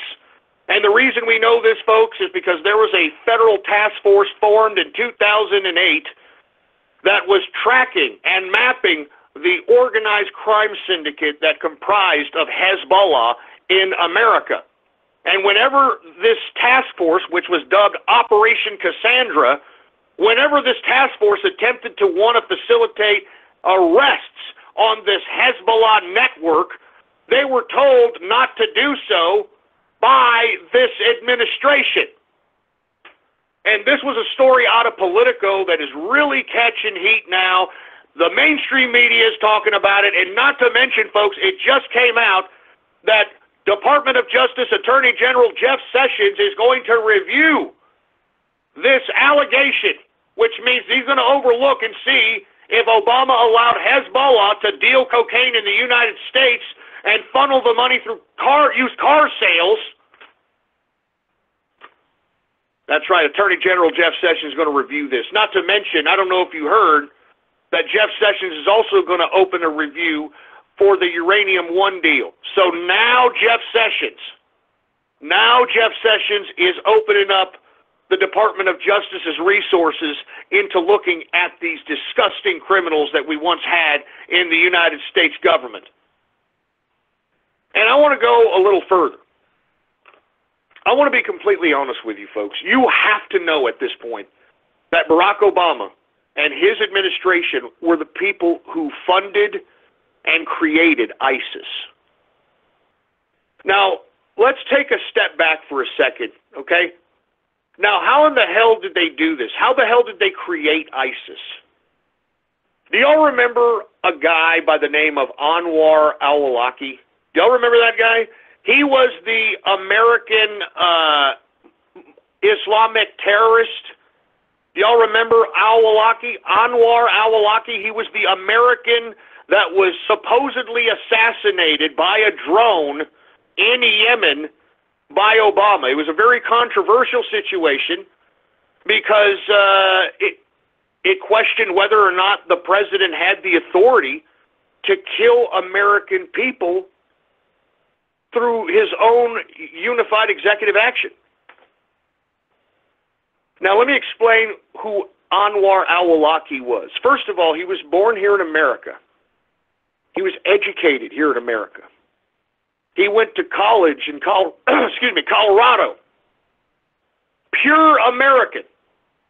And somewhere along the way, this Anwar al-Awlaki found himself in Yemen, and he started putting out these clerical discourses that made him popular over the internet. It made him popular. Now, what did he say? He said a lot of the garbage that was the dogma of what ISIS believed. Now, if you want my personal opinion, folks, I think Anwar al-Awlaki was CIA, and he was used as a tool to infuriate or agitate the jihadist fervor within the region. Now, with that being said, folks, they had to kill Anwar al-Awlaki because this guy was a CIA asset, not a terrorist. If you want my opinion, I don't think al-Awlaki is dead. I think that the president used him as a tool and suggested that he was assassinated via drone to set the precedent that a sitting president can, on his own, have an American citizen killed. And that was unprecedented, folks, before Obama killed, supposedly, Anwar al-Awlaki. Look this guy up. Look up Anwar al-Awlaki. He was the American. He was born and raised in America. Now, with that being said, once he was supposedly assassinated, that's when the rise of ISIS started flourishing. Y'all remember? That's when you had all this garbage, the Arab Spring, and all this other crap. And if you want my personal opinion, folks, do y'all remember Fast and the Furious? Do y'all remember when Eric Holder and the Department of Justice, under the direction of Obama, supposedly allowed free distribution of weapons to the Mexican drug cartels in an attempt to, quote, track the weapons? track the weapons. And it was a complete blunder because one of those weapons from Fast and the Furious operation ended up at the scene of a dead Border Patrol agent. And of course, the Obama administration and Eric Holder had to admit that they did this, but no accountability whatsoever. And if you want my personal opinion, folks, I don't think that Fast and the Furious was a operation to supposedly track guns for Mexican drug cartels. If you want my personal opinion, it's starting to look a lot like Fast and the Furious operation was the initial gun distribution to the agitators and jihadists in ISIS. Because I always thought to myself, how in the hell did ISIS get so armed? How in the hell did ISIS get so goddamn big? How in the hell do they have rations to keep themselves fed out there in the battlefield of them killing everybody? How in the hell are they doing this? And as a matter of fact, folks, let's take it a step further. We were just talking about how Obama allowed Hezbollah to run cocaine and sell it in the United States and launder that money through used car sales. And the reason I say this is because y'all remember, and we talked about this, Wednesday, the Awan brothers. The Awan brothers are the IT guys that Debbie Wasserman Schultz, who was the former DNC chair prior to the WikiLeaks drop, she was the one that hired this Awan brother idiot. I mean, they had no experience whatsoever, and yet they were there, the head of IT, over the Congressional Democratic Caucus in Congress. I mean, they were privy to all of Congress's interactions and emails, everything, all the documentation. And you know something? They ran, and this is out of the Daily Caller. It's a great article, by the way. The Awan brothers, while they were supposedly taking care of the servers of the Congress Democrats and Debbie Wasserman Schultz, the Awan brothers had a used car dealership right across the street from Congress. And guess what they did business as? The name they did business as. The name that they registered as a corporation? CIA. CIA. Now, the reason I'm bringing this up is because, once again, the article that initially came out with this story that Barack Obama just basically turned a blind eye to Hezbollah dealing cocaine in the United States and then funneling the money through car sales. Do y'all remember, and I tried to put this post on last Wednesday, but I think Gab was having some problems because, I guess we were giving him too many hits or whatever, too much traffic, whatever. But do y'all remember that one truck that happened to belong to a poor plumber out of Texas who sold it to some used car dealership, and it ended up in the battlefield with ISIS and ISIS fighters shooting out of this poor schmuck's truck? Here, take a look at my Gab right now, folks. This is the picture I'm talking about. Take a look at this picture. It says Mark I Plumbing, and the poor bastard is a Texas plumber. Take a look at my Gab. The poor bastard's a Texas plumber, and he said that he has no idea how the hell that damn truck ended up out there as a battle truck for ISIS. He said that he sold his truck to a used car dealer, and that's all he knows. He sold the truck. He's got a couple of them. He had a few of these damn things. Take a look at my Gab. Now, once again, you take a look at that Mark I plumbing truck and how the guy who owned that truck said that he doesn't know how it got there and that he sold it to some goddamn used car dealership, and then before you know it, it ends up at the goddamn battlefield with ISIS. So, once again, folks, it's not a coincidence whatsoever, if you want my opinion. All right? I think, if you want my personal opinion, that Obama and the Democrats were truly allowing nefarious Islamist-type characters or organizations in and out of our personal, private government files. I personally believe that because there is no other explanation for all this. Why the hell did Debbie Wasserman Schultz use these two guys, the Anwan brothers, as IT guys? How did they let them own a used car dealership that never sold any cars, mind you? All right? How come they owned a car dealership right across the street from the IT joint that they worked at, which was Capitol Hill? How come they had a used car lot that sold used cars? And how is it that Obama overlooked Hezbollah and the criminal network that this task force under Operation Cassandra knew the whole damn criminal network and wanted to take them down, and Barack Obama refused? Refused! Folks, this is serious business. This is treason. This is utter treason. And if you want my personal opinion, Obama at the very least should be in prison. But if this comes to light, and the Department of Justice under Jeff Sessions finds the true essence of criminality, the smoke and gun, so you could show to Mr. and Mrs. Joe Sixpack out here how much of a treasonous bastard Obama was, then this man deserves the fullest ramifications under treason. I mean, there's just too many guys. I mean, you all have to know this, right? I mean, look at Trump. Trump comes in, it's not even a year, and ISIS is completely obliterated. Now, why is ISIS obliterated? Because all Trump did was stop the funding and stop the arming of the goddamn Yehudis and the Salafist movement and the freaking Sunnis out there.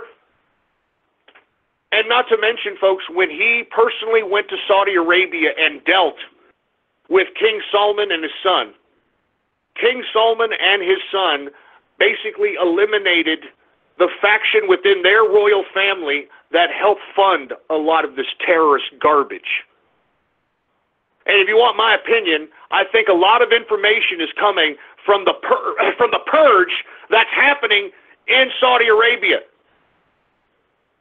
I'm not joking around, man, and I think that's why Barack Obama and the former CIA head Brenner,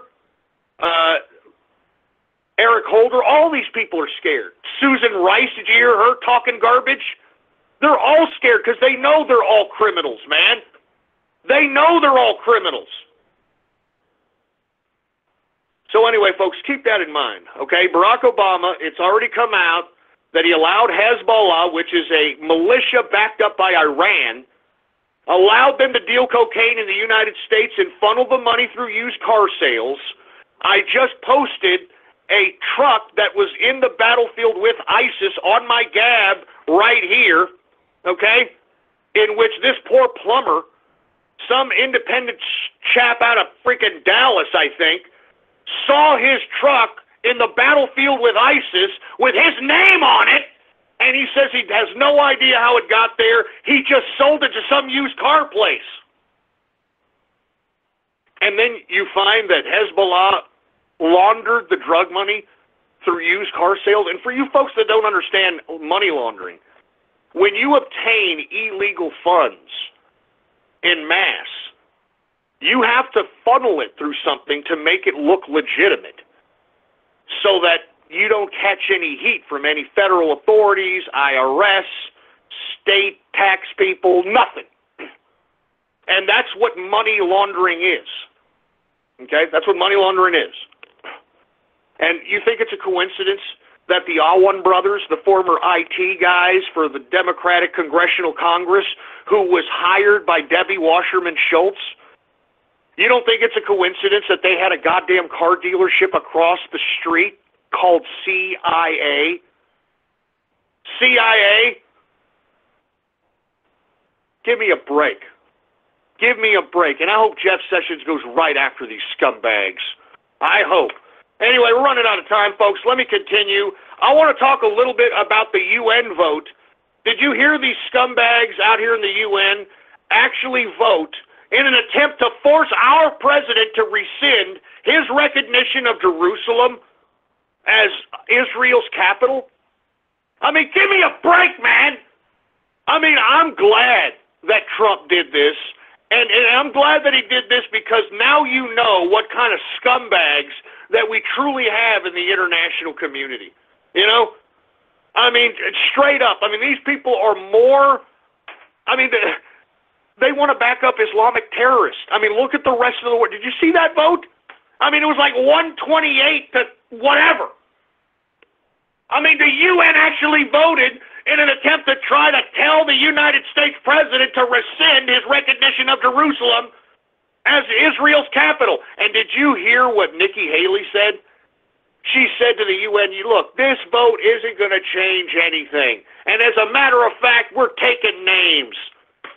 And then Donald Trump said, I tell you what, I'm going to be looking at everybody who votes for this particular ridiculous UN resolution, and we may just think about rescinding our goddamn aid to your countries. How you like that? How you like that? We send you all these millions and billions of dollars, and yet you want to thumb your nose at America, for Christ's sake, over something ridiculous as this? I mean, this just goes to show you how the world is unappreciative of the giving of America. We give everybody money, folks. We give everybody money, and this is how the world repays us? You're goddamn right. Hey, President Trump, cut the funding to those pieces of crap. All right? Not to mention, cut the funding to the United Nations. You see, I told you, this goddamn United Nations thinks it's the goddamn global government trying to force Donald Trump to rescind his recognition of Jerusalem as Israel's capital. I mean, are you kidding me? Screw you, UN! We are not your slaves! We're America! We built your stupid central edifice! We built your globalist crap! I'm tired of the UN, man. The UN has done nothing for this world. The UN has made the world worse. Do you understand? I mean, if you think I'm kidding, you know whenever they send peacekeepers into a poor country to supposedly distribute food, why don't you take a look at what they're really doing? Look up UN child sex food and take a look. Google that. UN child sex food and read about all the different episodes of UN peacekeepers exploiting children sexually so that they can give them the food that the UN's peacekeepers are supposed to be giving out for free because people are hungry. Huh? Huh? That's what the UN is doing! That's what the UN is doing! You know, I recently talked about how Mladic, the Serbian general that slaughtered everybody at Srebrenica, the slaughtering of Srebrenica, how he was convicted of war crimes here recently, and I find it funny that the World Court didn't even bring in the United Nations. Didn't even bring in the United Nations because the United Nations helped Mladic slaughter those people at Srebrenica, whatever the hell you pronounce that crap. The UN, the Dutch regiment of the UN, helped Mladic slaughter those people at Srebrenica. And yet what? They try Mladic? The UN is a bunch of crap. You understand? The UN is a bunch of crap, and we should not acknowledge them as any kind of credible government any longer. If you're a United States citizen, screw the United Nations, all right? Put it in your head right now that the United Nations is a bunch of crap, and ever since its inception, it has done nothing but cause havoc in the world. It has caused havoc in the world. Anyway, let me move on, folks, all right? We're running out of time here. I want to talk a little bit about Saudi Arabia and Iran. Could be potentially on the brink of World War III out here. The Houthi militia, if you're not familiar with the Houthis, they are now the militia that controls a good portion of Yemen. As we talked about it on early December, this month, the president of Yemen, who was probably a key figure in stopping the civil war that's happening in Yemen out there, which has turned into a proxy war between Saudi Arabia and Iran in Yemen. But the Houthi militia now is being supplied missiles by Iran, and they're launching those missiles on a consistent basis into Riyadh, Saudi Arabia. And at some point, folks, one of these missiles is going to get through. And when one of those missiles get through, folks, we are going to go to World War III. I mean, I'm telling you, I told you this Wednesday. We have an agreement. We have a binding agreement that if Saudi Arabia goes to war, that we go to war with them. I mean, we are this close. We are so close, folks, that Saudi Arabia, it came out, and I told you guys this last year. It was a Bloomberg story that found it was an exclusive by Bloomberg. They found through a Freedom of Information Act request that it's actually Saudi Arabia that owns over 70% of United States debt. 70%. 70%. So, I mean, Saudi Arabia and the United States, we got a thing going on, all right, to say the least. Why do you think we have a United States base there?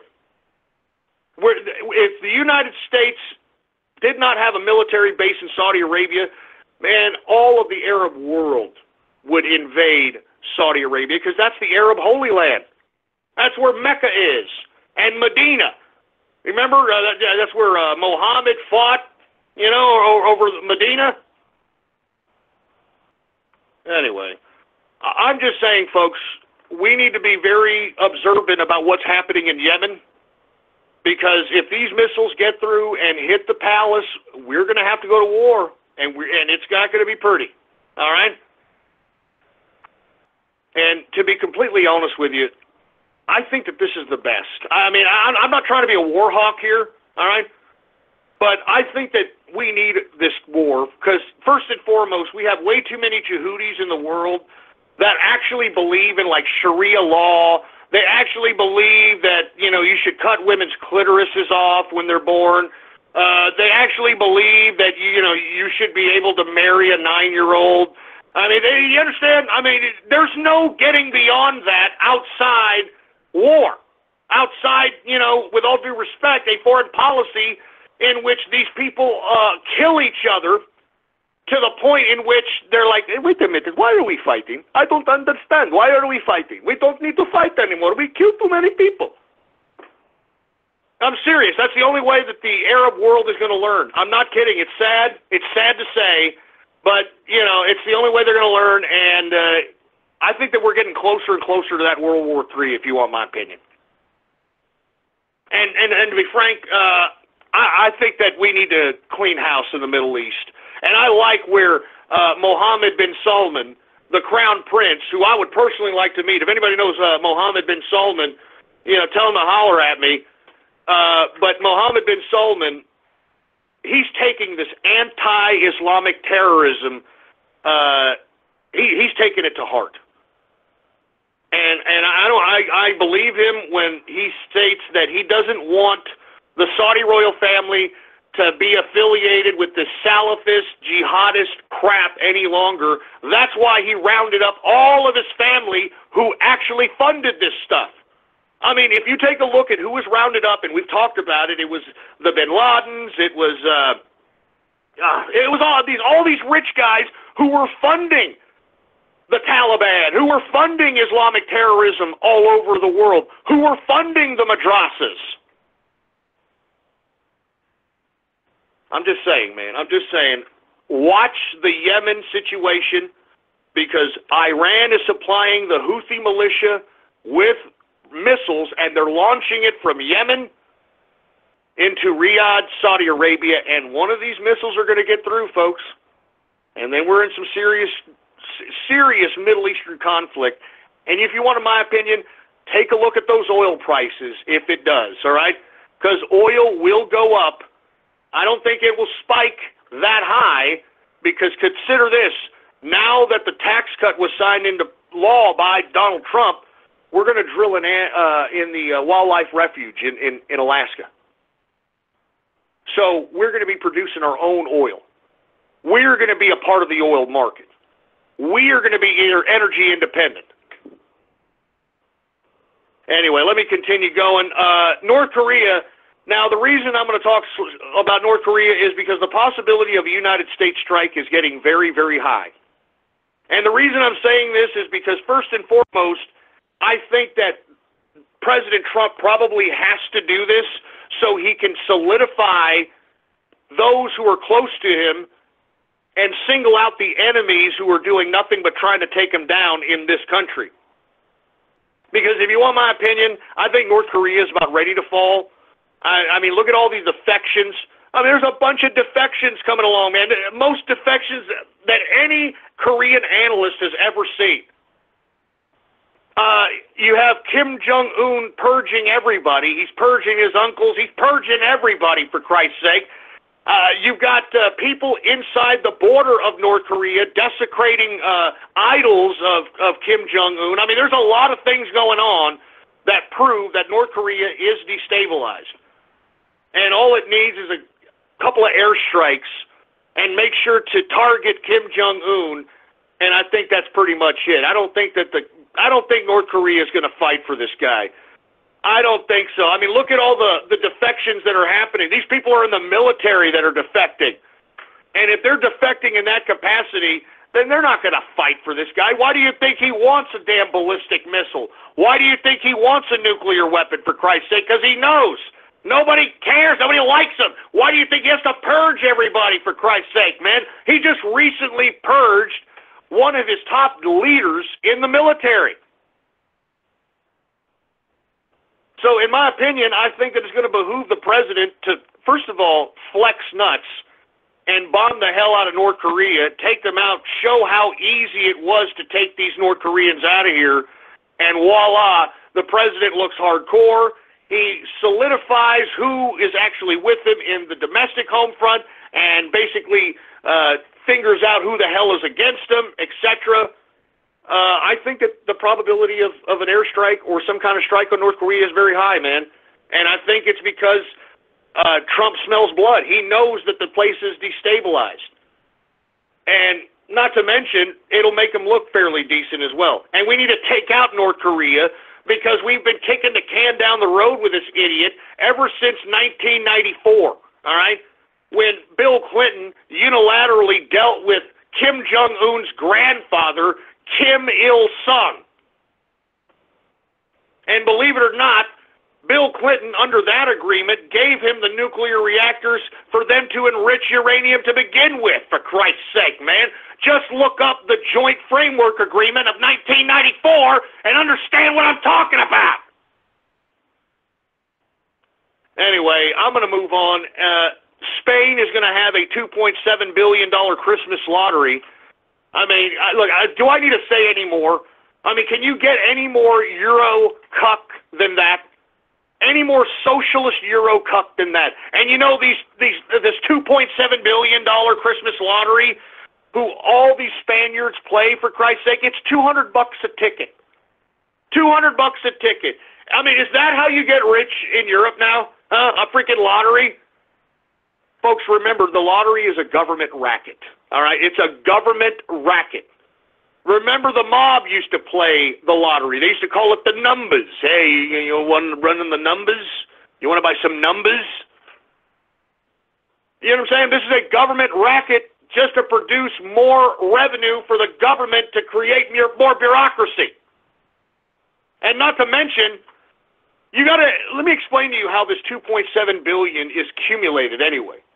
The government asks some of the bigger business folk and some of the more affluent individuals within Spaniard society to pitch in, to actually pitch in out of their good graces into this lottery. And that's how they're able to amass this $2.7 billion lottery at $200 a ticket. They call it the El Gordo prize. And you know what? I could only imagine in Eurocuck Spain how much the taxation is on $2.7 billion.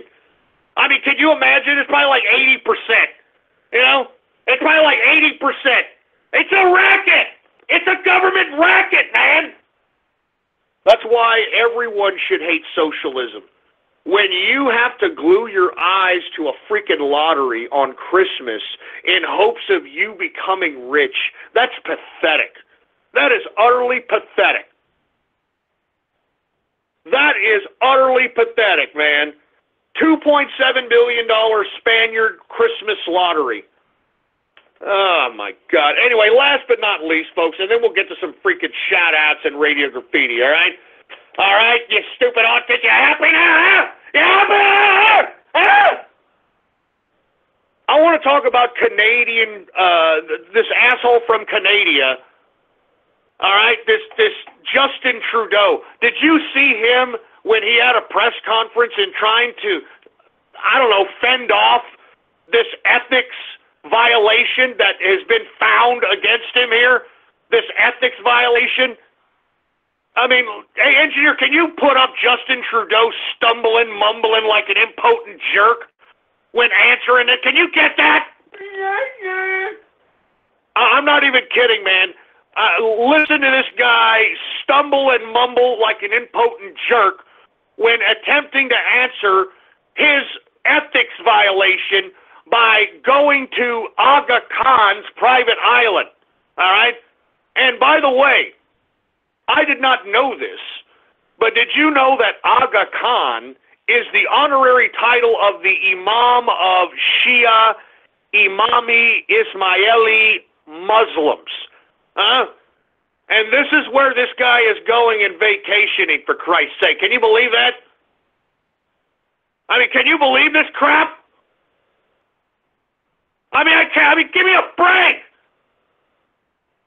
I mean, come on, man. I mean, and look, I mean, he really did not know how to answer this question, and the engineer's getting it hooked up here. But, man, I mean, how can you Eurocucks, I mean, not your Canadian bacon moose humpers, how in the hell can you sit on your thumb and allow this corrupt piece of crap? How could you allow this corrupt piece of crap to continue to lead this country? Can somebody explain that? Can one of you idiots from Canada explain to me how in the hell you can allow this stupid, disgusting fraud who obviously hates your country to continue on with this crap? Huh? I'm serious! You got it, engineer? All right, listen to this, all right? Here is Justin Cuckold Connoisseur Trudeau, the Canadian Prime Minister. Here he is, stumbling and mumbling like a little jerk about explaining his ethics violation. Listen to this. You can't make this up. Go ahead, engineer. Not have occurred to you, with all due respect. You're going to take a free holiday from someone you consider a friend, but obviously you have a different definition of a friend than the commissioner. You knew that they had a lobbying registry, that they were set up to lobby the government. How could it not have occurred to you that that might not have been okay? The fact is, we work sorry, let me just try to reorder the thought. We worked with the lobby conflict of interest commissioner on a regular basis on a broad range of issues when the issues come up. On this issue of a family vacation with a personal friend, it wasn't considered that there would be an issue there. How could that not have occurred to you, with all due respect? You're going to take a free holiday from someone you consider a friend, but... Anyway, did you hear this idiot stumble and mumble like a little jerk, for Christ's sake? Did you hear him? Did you hear him? I'm just saying, folks. I'm just saying that you idiots in Canada, how in the hell can you allow this man to continue to lead your country when he's a blatant anti-Canadian scumbag is beyond me. I mean, what the hell are they feeding you all in Canada? Is it because you don't have enough sun out there or something? I mean, give me a break. Wake up. I mean, this idiot, Justin Trudeau, okay? This idiot, Justin Trudeau, went to this Aga Khan's private island, and he's not a personal friend of Justin Trudeau. He was a friend of Pierre Trudeau, Justin Trudeau's father, and according to the ethics investigation, he hasn't had any goddamn contact, Justin Trudeau that is, he hasn't had any goddamn contact with this Aga Khan until his father's funeral was probably the most recent time he had ever had any close relations with Aga Khan. So for this idiot, Justin Trudeau, to claim that that Aga Khan's a personal friend of his is a bunch of crap. And you all heard that Aga Khan's little organization is a lobbying firm. I mean, they're lobbyists. They're signed up in Canada as lobbyists, for Christ's sake. And this idiot, you want to know why he was stumbling and mumbling like an idiot little jerk?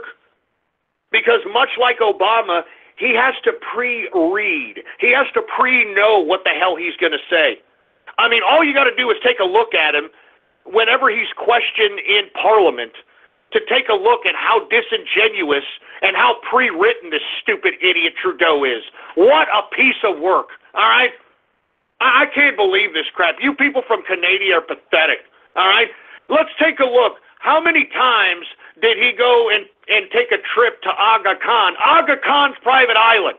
And lest we forget, Aga Khan is the honorary title of Imam of Shia Imami Ismaili Muslims, okay? So that's where he's vacationing. With the honorary the guy with the honorary title of Imam of the Shia Imami Ismaili Muslims. That's where he's vacationing. That's where he's vacationing. And not to mention, it's not a one-time gig. He's visited there in December of 2014. He's visited there in January of 2016. His wife took her friends there March 2016. I mean, give me a break. I mean, come on, Canada. How can you allow this stupid cocoa connoisseur who's destroying your country, who's eliminating the whole concept of what a Canadian is? You understand? Ruining the whole concept of what a Canadian is, for Christ's sake. He's bringing in ISIS. He's bringing in ISIS, and he sold all your gold reserves to do it. He sold all of Canada's gold reserves for this stupid experiment, and why you Canadians aren't rising up is beyond me. I think you're just a bunch of moose-humping cocks, and I can't believe that nobody is living up there. It's disgusting. You know what? I'm done. You know what? If y'all aren't going to do nothing about Justin Trudeau and Canada, then you get whatever you deserve.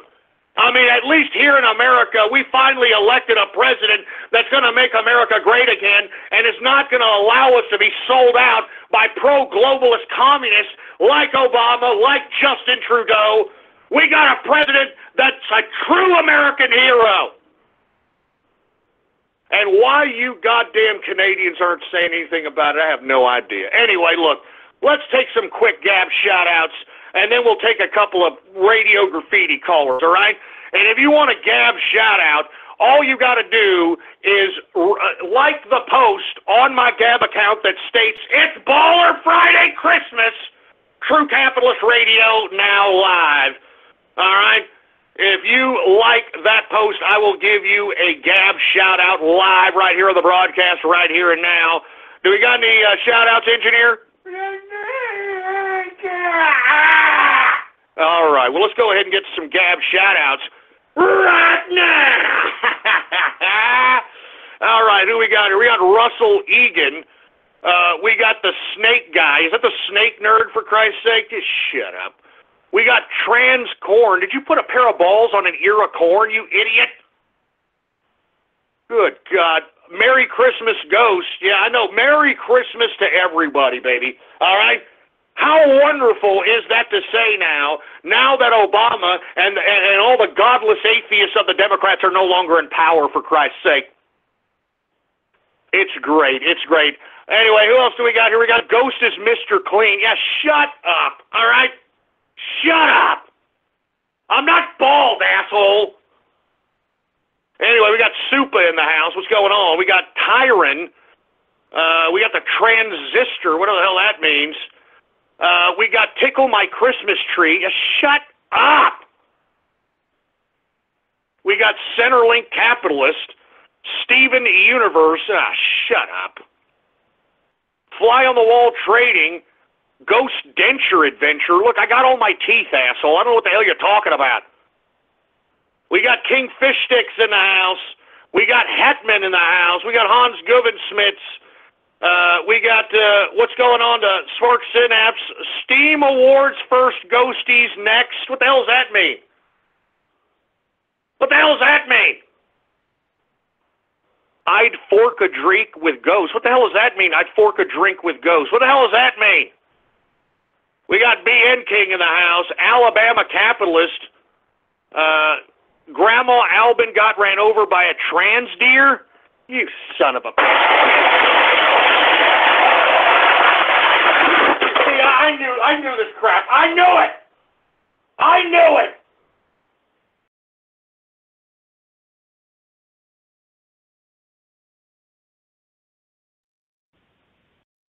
Blog Talk Radio. Welcome to Blog Talk Radio. Please hold and you will be able to listen to the show. Equals autism. No, what the hell are you talking about? What the hell are you talking about? It's you autists that piss me off and get me angry. Do you understand that? It's you autists. Good God, we got the crypto bro dog, Edgar Shield in the house. Jesus Christ, who else do we have here? I'm not going to say those sick names. I'm not saying those sick names. EBT coin, for Christ's sake, you moron. Shut up. We got Chris Hyde. We've got San Antonio's #2 diaper boy. What the hell does that mean, you dumbass? We got Sheckelstein Noseberg. We got John Cooey. We got Vincent Freeman. Once again, if you want a Gab shout out, all you've got to do is like the post on my Gab account that states it's Baller Friday Christmas, and I'll give you a shout out right here on the broadcast. We've got Davey Forkett. What the hell does that mean, you idiot? How many gay coins for an inner circle slot? You shut up. You all shut up. All right? Don't make fun of the inner circle, baby, all right? We're living large, for Christ's sake. We're capitalists. And you all wish that you could be the kind of capitalist we were, baby. The kind of capitalist we are, baby. Give me a mic. Give me a mic. All right, you know what? That's it. I'm not taking any more Gab shout-outs because I can see where you idiots are coming from. Let's just go ahead and take a couple more calls of Radio Graffiti, and let's see if we can get some kind of semblance of decent freaking content around here, all right? All right? And for you folks that are unaware, Radio Graffiti is a part of the broadcast where the spectators become a part of the spectacle. All you've got to do is give me a call right now. And the number to call is 516-453-9903. And when I call on your area code, you've got exactly 3 to 4 seconds to say whatever it is that's on your mind. That's why we call this Radio Graffiti. And by the way, do we have any Radio Graffiti calls, engineer? All right, well, let's go ahead and get to some Radio Graffiti right now. Anonymous Radio Graffiti.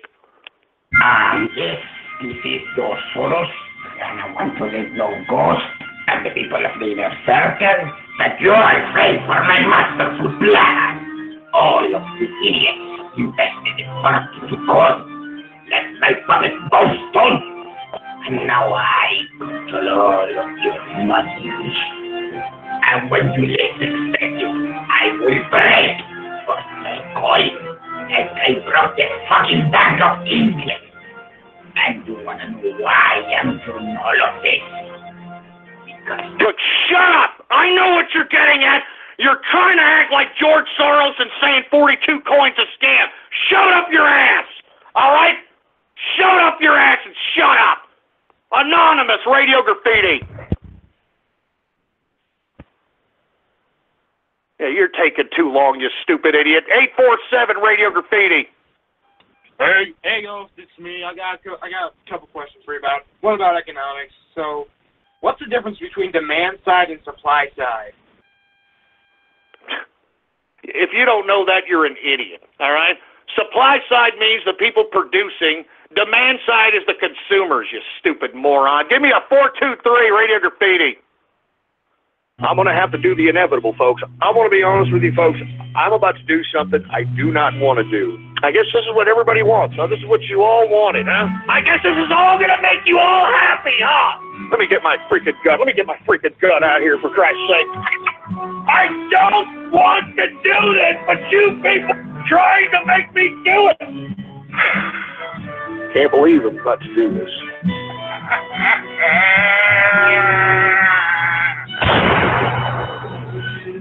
Suicide is painless. It brings on many changes.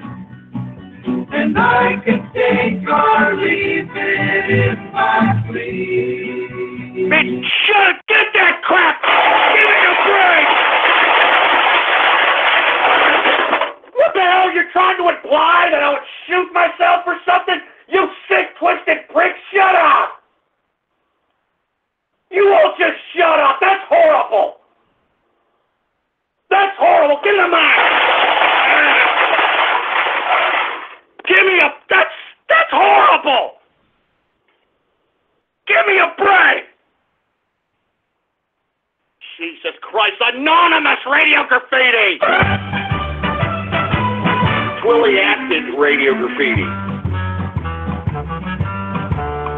I want to document your rest of Christmas. On your face, the ghosty one within. Nobody else, not even Donald Trump.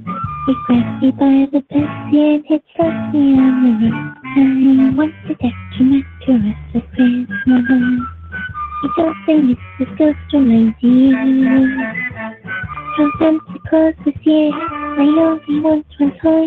I can see body pain that will bring you up to joy. I can see me now on Christmas morning, caught in a mistake. I was screaming, I was scared, as I'm lifting up my skirt to see if I can see my name. I want to document your rest of Christmas. You know what? Yeah, I don't want to hear it. Why are you doing this, you freaking bitch horse? Why are you doing...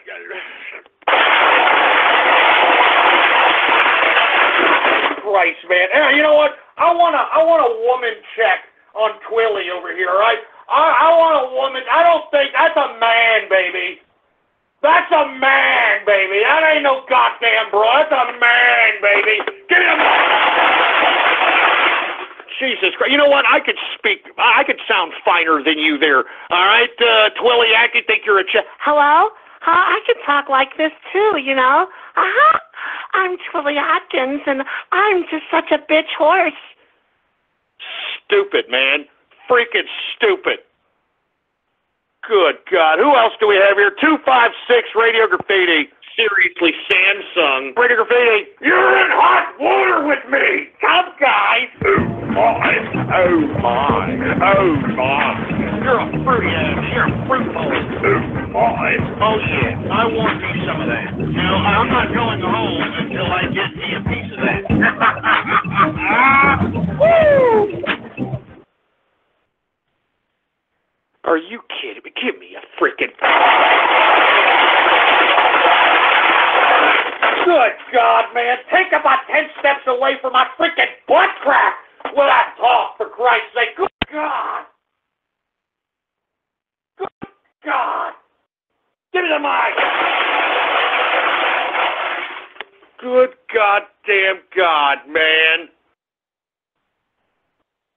Oh, my... I don't even know what the hell am I supposed to... 614 Radio Graffiti. G'day guys, it's Distillin', mate. I just wanted to take this opportunity before Christmas to wish yourself, the engineer, Mrs. Ghost, and all the listeners, mate, Merry Christmas. No, don't. No paint sniffing, man. Good God, man. 713 Radio Graffiti. Hey, Feliz Navidad, man. Happy holidays, Ghost. The Pet Mexican. Oh, look, it's the Pet Mex. I'm glad you're not splicing me now. What the hell you been splicing me for, man?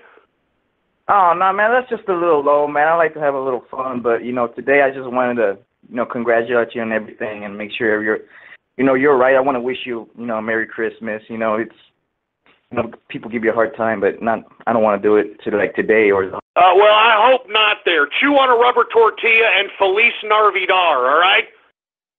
Anonymous, Radio Graffiti. My name is Fleet. Oh, man, we heard a fat sneeze right there. There's the culprit, some fat-ass sneezing. 336, Radio Graffiti.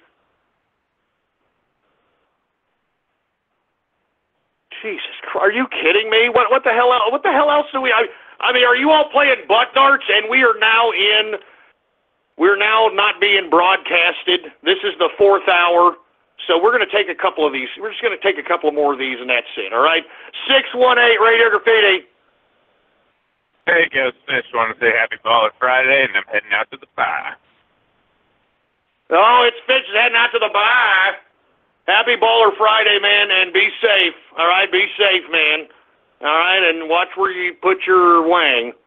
Watch where you put the wang. How about 902 Radio Graffiti? Hey, Ghost. Happy Baller Friday. I just want to wish you a Merry Christmas, for Christ's sake.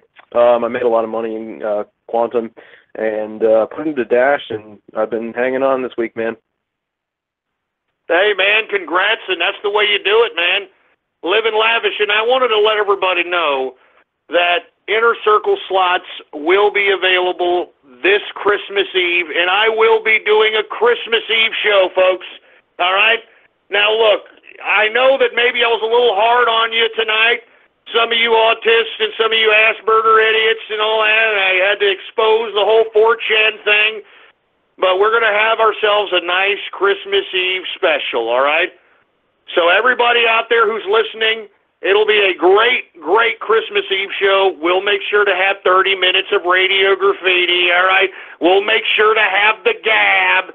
I just want to let everybody know that I will not have a show on Christmas Day, since I'm going to have a show on Christmas Eve evening, all right? So make sure to book it on your calendars this Sunday, 6:30 p.m. Central Standard Time, Christmas Eve, baby! Christmas Eve! Anyway, folks, I want to thank you all for tuning in with me on this Baller Friday Christmas edition. I hope you enjoyed it, but wait till Christmas Eve, baby, all right? Wait till Christmas Eve. It'll be a great show, and I hope that you have the Christmas spirit on Christmas Eve and not be a bunch of troll terrorists and cyber vermin, all right? Until Christmas Eve, Merry Christmas. Make sure to do all your goddamn Christmas shopping for everybody that truly you care about, all right? If you don't care about them, don't even worry about it. Don't even worry about it. And I also want to say that the Ghosties will be on New Year's Eve, folks. That's right. That's right, New Year's Eve, the Ghosties. And we've had a lot of people gabbing at me, giving me their nominations for, here, let me go ahead and break down all the nominations here. Give me the damn it nominations. Best shout-out name, folks. Best remix. Best audio splicer. Best fail troll. Best trans testicle. I don't know if we even have anybody, I don't know, I guess maybe Twilly, I don't know. Best Mexican. Best black guy. Best brony. I guess we'll keep the best brony, for Christ's sake. We've had it every time. We've had it every time. Most memorable meme of the year.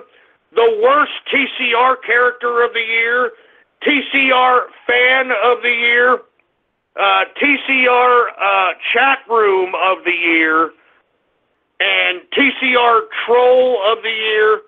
And by God, capitalist of the year. Everybody's trying to attain troll and capitalist of the year. And by the way, I will mail you a ghostie if you happen to win on New Year's Eve. All you have to do is just give me your address and I will give you a ghostie award, just like I gave the folks last year, if you want it. If not, I completely understand, all right? Anyway, folks, I want to thank everybody for tuning in with me on this Baller Friday. This Christmas Eve, I want you to get all of your family and gather around and listen to the True Capitalist Radio broadcast, because we're going to be talking politics. We're going to be having some goddamn fun, for Christ's sake. And not to mention, I'm thinking about a half hour of Radio Graffiti. And, of course, we're going to have Gab Shout Outs. It's going to be classic True Capitalist Radio. Just don't piss me off. Just don't piss me off. That's all I'm saying.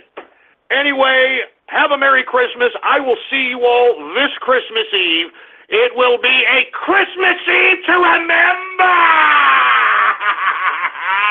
And I hope I don't fall off the wagon, because I definitely want to drink. I'll be honest with you. I definitely want to drink. So maybe we fall off the wagon. I know I've got bleeding ulcers and all that stuff, but hey, man, I need a goddamn drink. I need a drink. So maybe I'll be drinking. I don't know yet. I haven't decided. Mrs. Ghost is trying to stop me, but I just need a beer. I just need a beer. And maybe this Christmas Santa will give me some beers. I don't know. We'll see. Anyway, guys, thank you very much for listening in. Make sure to follow me on Gab, folks, under the name Politics Ghost. And, of course, add to your favorites the official website of the True Capitalist Radio Show, blogtalkradio.com/ghost. That's blogtalkradio.com/ghost, folks. And like I said, Inner Circle slots will be available by Christmas Eve. And if you're interested, fine. If not, I completely understand. And what you're buying is an exclusive access to yours truly, and the Inner Circle. We're all experienced crypto traders. We're business folks. We've got capital. I mean, we are all about making each other successful, and that's the point. Getting networked with other people, not just in the United States, but throughout the world. Okay? Throughout the world. And not to mention, Christmas Eve, we may hear from Mrs. Ghost. You know, we may hear from Templeton. You know, we may be having a little small party here. Who knows, baby? You have to be here Christmas Eve. All right? And I know you're off. So there should be no reason why you're not here. And not to mention, I promise 30 minutes of Radio Graffiti. All right? 30 minutes of Radio Graffiti, unless it sucks the chrome up of a 57 Chevy bumper. Anyway, folks, thank you very much for tuning in with me. Long live the capitalist revolution, and God bless the President of the United States, Donald Trump. I will see you this Christmas Eve, 6:30 p.m. Central Standard Time. You be here, baby. I'm out of here. It's Christmas! It's Christmas! Be here Sunday, Christmas Eve, 6:30 p.m. Central Standard Time. It'll be a Christmas to remember! Thank you for using Blog Talk Radio. Goodbye. Merry early Christmas, everybody! So early, we just still have about 3 more days into Christmas. 3 more days! But till then, guys, this Sunday is the special Christmas Eve broadcast. Do remember yourselves. But of course, if you're subscribed to me, or pretty much you're following me on my Twitters, or any of my shows, I'll be notifying you when the Christmas broadcast will happen. If you missed that, it is this Christmas Eve on the 24th, 6:30 p.m. Central Standard, or Central, 7:30 p.m. Eastern, 4:30 p.m. Pacific. Please get it memorized, all right? Christmas Eve, guys. It is a special broadcast, of course. It's on a Sunday. Yes, it's on Sunday. So make sure to really stay tuned for that, because of course, you know, when Ghost does a very holiday broadcast, you know it's gonna be something's gonna be awesome. Something awesome happens at those days. Just like when he returns on Halloween. And of course, if you have been last Christmas, you ain't seen nothing. And I hope this year we can actually, you know, take it to Ghost. And of course, you know, make it a very special, very jolly, holly Christmas. A Christmas to remember. But that's till Christmas Eve, guys. So stay tuned. Anyways, guys, I'm going to take some shout outs. before I leave, because of course tonight we're doing our movie night. We're playing Star Wars: The Force Awakens. So if you want to stay and watch with us, we're gonna be playing this right after the stream ends. So of course it's gonna be happening in the next 20 minutes or so. So if you want to know where it is, it's happening over at the BN Theater. If you don't know what the BN Theater is, it's right down in the descriptions. Click on it. Of course, we're going to be having a very nice movie night with everybody, for the holidays. So we're going to be watching The Force Awakens. So go ahead and go over that channel if you're in the YouTubes. But if you're in the SciTube, you're already there. Hey! Wilksies! Thanks for the $5 donation, mate! I do appreciate about it, man. I do appreciate it. Yes, yes. You have a Merry Christmas to you, mate.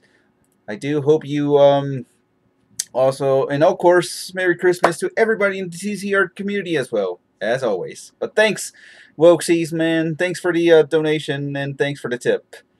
And yes, you're very welcome for the relays. And you're very welcome to everybody for the relays as well. Anyways, guys, yes. We're having a movie, so go head over to SciTube. Go there now. We're watching a movie. If not, then of course we'll just see you in the next stream. Alright, so before I do some shout outs here, first things first, I'm gonna input where you can follow me. Follow me on my Twitter at the Brain Network, or you can also follow me on BN_King.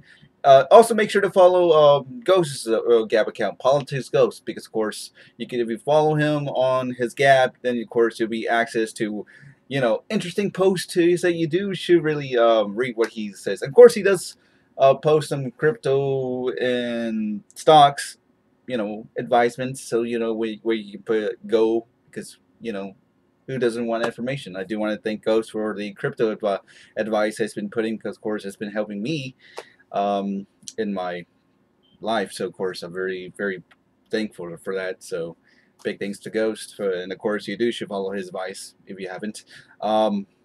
So follow me on Twitter, Gab, Ghost is Gab, of course. Subscribe to this channel on the YouTubes, as I do the TCR broadcast every Monday, Wednesday, and Friday, 6:30 p.m. Central, 7:30 p.m. Eastern, 4 p.m. 4:30 p.m. Pacific. So make sure to really subscribe, of course, because I do have the post whenever the next broadcast happens. So whenever it happens, it happens. But of course, the best thing about this is, of course, you can watch this on mobile anytime you want. But also, we also have our Twitch channel up and live as well. So that's twitch.tv/BN, Mr. BN_King. So it is also being relayed over there in Twitch channel as well. So of course, there's two ways to watch it. If you wanna, if you're watching the Twitch, you can do that. But of course, Twitch is pretty much to get some more attention for people to actually listen to this broadcast, because of course this broadcast is very educational, very informative, lots of serious business, and of course everything talks about politics, entertainment on the shadows, graffiti, all that. So of course everything that I'm being relayed. Of course, my name is BN King. For those don't know who know me, I'm just a relayer of the stream. So of course I'm not the real actual host. The actual host is Ghost, of course. Ghost is the real host. So make sure to get that in mind. But of course I'll make sure everybody get everybody's mind that Ghost is the host. I'm just a relay hoster. I relay the streams, but of course I've been more known for the relayer, been saving everyone's arses since the beginning. I'm just kidding, not the very beginning, but of course since his returns from last year. So thank you guys for that. But of course, just saying. All right, so now let's go on, do some shout outs, of course. If you want to shout out, all you have to do is be present on either chat rooms. And when I mean present, be your name inside the chat room. If you're in the SciTube, just be present in the username. I'm going to take the YouTube first, and the only way to do that for the YouTubes, I'm also going to give some special shout outs to everybody who really, who are new subscribers, and of course anybody who donate. But of course, that I already say Wilksey's first name because, of course, he donated, so he gets the very special one shout out. But also, you also get this very special whistle. Thank you, Wilson, for that. I really like to do that. So yeah, first things first, I'm gonna do this as special shout outs. Who are the new subscribers? So we got one new subscriber, and I'm gonna, well, actually three. Oof. All right, we got three. I want to thank Ashley Wolfson for subscribing. Thank you, Nathan Guitarist and Pope Hentai. Okay. Thank you guys for subscribing and being new subscribers. Hope you guys enjoyed the tonight's stream, or overall just pretty much subscribe for reasons. All right, let's now do with the real shout outs, which is the chat shout outs. Some first things first, YouTube gets first. I already did the side tube last. So YouTubers, how do you get a shout out? Make sure to be live present on the live stream, live. And you do just spam that chat room because, of course, I'm going to be opening up the participants on who's who on the live stream, because, of course, that's how you get it. Because, of course, that's how the name doesn't pops up if nobody is typing nothing for some odd reason. I don't know why. It just pretty much doesn't let everybody know because, of course, I don't know, it's YouTube. So just make sure to spam that, say hi, hey, whatever. And I'm going to do that first. I'll give the questions afterwards, guys. More questions. I'll ask questions right after shoutouts. Okay, so hold your questions. So let's do some YouTube shoutouts, and we can start them right now. Who do we have for participants? We got 998. Ahorn Unicorn. This is in place. Cattleman 83. What's going on? Charo's in the place. Dr. Dre Pan. Aaron Von Gisbergen. It's going on to Fluttermark 2020. Liz Porter. Midnight Smiles. Mortar Maxis 206. What's going on to my flip notes? Omega Radios return. Oh, it's Radios. Okay. It's going on to Max Pony. What's going on to Political Things? Rook Hoover. Ron Livingstone. Scarlet Moon. Sneaky as Chameleon. Sonic's Bomb. Sonic's Boom Bomb. Dear Liar. Boom. Oh, Bum Bum's Liar. Dear Liar. Okay. It's going on to Super Levi 90s. Timothy Tom. There's Wilkes's Taste of Australia. It's going on to Distilling, and it's going on to X-String 93. And of course, let me look back up. If I missed any Doc Shock. What's going on, Doc Shock? Who else I missed? If I missed her name, you want to do it right now on the YouTube. So I'm taking YouTube first before I go to over at the SideTube chat. So make sure to spam that if you want to get a shout out. If I don't in the next minute, then of course we're just pretty much done with the YouTube. But of course I'm also going to screw up the chat room here if I miss anybody. Oh no. I really can't. I don't want to throw Scroll Up, man. The Scroll Ups. Raw for the Beat was here earlier, so there you have that shout out. Salvo Gaming was here earlier. Yukai Jesus. Hot Rod was also here earlier. Ooh, we're going back up. We're going to the past. Kilster was here earlier. Martin Cruz was here earlier as well. We are going all the way up. You're still using airplane or airport Wi-Fi, Fluttermark. Jesus. And I bet it really is getting really hard because, of course, all the people are using Wi-Fi, especially in the holidays. Eesh. Mossman was here earlier, so they'll give him a shout out. Hell's Blazer was here earlier as well. You get that early, so everybody gets the early shout-outs as well. If I missed you, ha ha ha ha. I am getting early, ha ha. Weganin was here. Oh, Weganin was here earlier. Power Metal Squid Kid was here earlier. Scoring 11 on in 3588 was here earlier. Ballsack was here. Oh yeah, Ballsack T Blogger was here. And I think that's all. That's all I can go high. That's all things I can go high. No. Yep, that's it. And yeah, man. I think that's all, everybody. Hey, Cam, the Gamer 14. Hi. Just in time, mate. Just in time. I saw you. Stop spamming. But of course, it's been delayed for like about 30 seconds. So yes, you get that shout out just now for me. So shout out to you, Cam. Thank you for your really spams there. So I think that's everybody in the YouTube chat. So if I missed your name in the YouTube chat right now, shout out to everybody in the YouTube chat and thank you for watching. Now I'm heading over to the SciTube channel. So if you're SciTube peeps, get ready. Your name will be sounded off by the sound of my voice, and you gotta be present on that chat room, guys. Gotta get present. Gotta be present. And I'm gonna start it right now. Who do we have for the SciTube chat room? What's going on to Bob Ton, Dr. Bristow, Edgar's in place, Flyer, Night Purple Pony, Scarlet Moon, Sunshine Shimmerfag.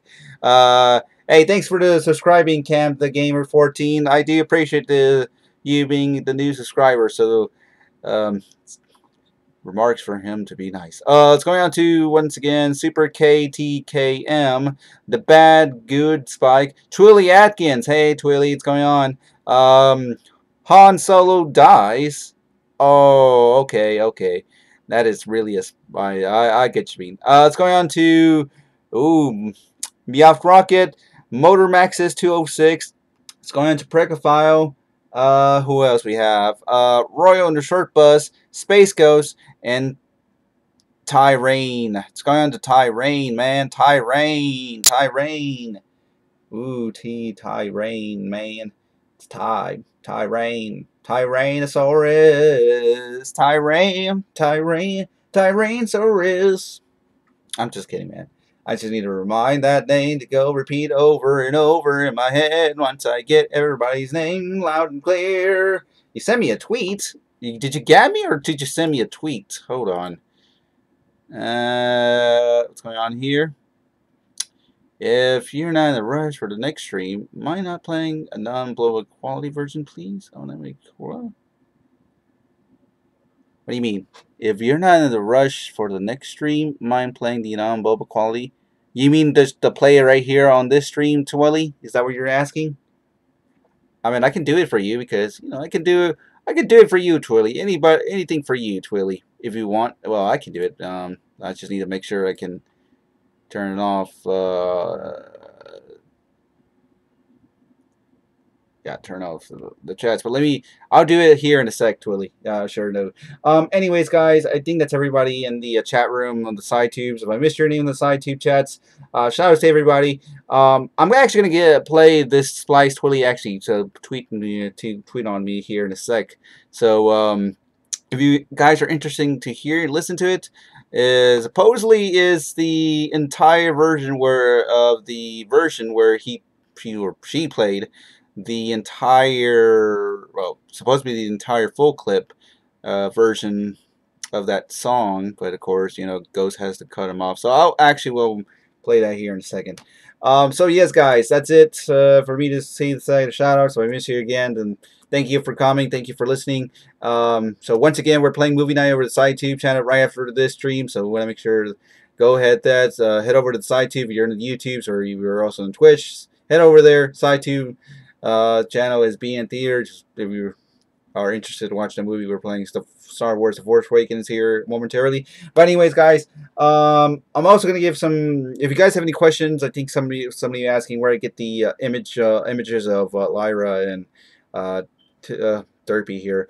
Look up Derpy Buru and look up transparent background transparent / Christmas, and it's pretty much there because mostly I get all my images from Derpy Buru. If I actually really rightly and rightful, just pretty much just type in whatever I need to write in the search bar. But yeah, mostly in Derpy Buru is where I got all the images for those who want to. Ernest, what is the inner circle price? I have no idea right now. I don't know the price, to be honest. So he says he will fully put the price this Christmas Eve. So stay tuned for Christmas Eve for the full price, because I don't know that. He never announced it today, so can't say for sure. And it's really okay. Yeah, we have so many emotes on the SciTube. That's what's the fun about it. Anyways, let me play Twitty's oh boy. Let me play Twilly's splice here, the music splice, if you guys want to listen in. So here's something special that I don't normally do as much, really, but of course, I'll give Twilly a good pass here because she has a her splice numbers never play fully. So of course, here is Twilly's splice. Let me just oh wait, I don't have it here. Oh no, I don't have it. Oh wait, I need to go to my Twitters. That's why. All right, here is the full version. And give me a sec. And it's loading. And all right, here he goes. Full version. This is Twilly's I Want a Ghosty Makura. Is that really? Makura? Ghosty Makura for Christmas. Okay. All right. Here we go. Twilly acted Radiol Graffiti. I want a Dakimakura for Christmas. Only a festive ghosty one will do. Nobody else, not even Donald Trump. He grabbed me by the pussy and he'd slap me on the rump. I want a Dakimakura for Christmas. I don't think Mrs. Ghost will mind you. From Santa Claus this year, I only want one toy. A ghosty body pillow that will bring me lots of joy. I can see me now on Christmas morning, clopping on the stairs. I will scream and I will squirt as I'm lifting up my skirt to see a soggy ghosty lying there. I want a Dakimakura for Christmas. Only a fruitball ghosty one will do. Don't want my stocking to be filled up with coal. I want a Dakimakura to play with and to draw. And Ghosty will be playing with me too. Somebody, that better be a freaking joke. I'm looking at a freaking ghost body pillow right in front of my face right now. I think the Ghosty would get drunk, that's for sure. But Angie says he's sober and he's totally a bore. A ghost body pillow, you sick sons of bitches, man. Jesus Christ, this is sick. This is getting sick. Not sure we have the room, but we will look at that. I'll try in here, I'll try in there, but Ghosty's rather fat. I can see me now on Christmas morning, clopping on the stairs.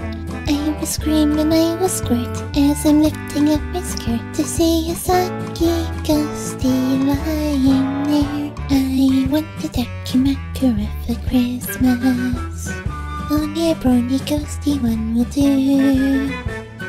Don't want my stocking to be filled up with coal. I want a Dakimakura to play with and to draw. And Ghosty will be playing with me too.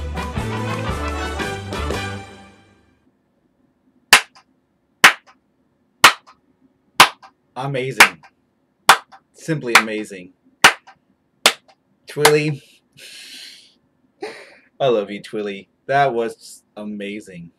Amazing. I mean, like, oh man. You know what? This deserves a special whistle. Twilly, this for you.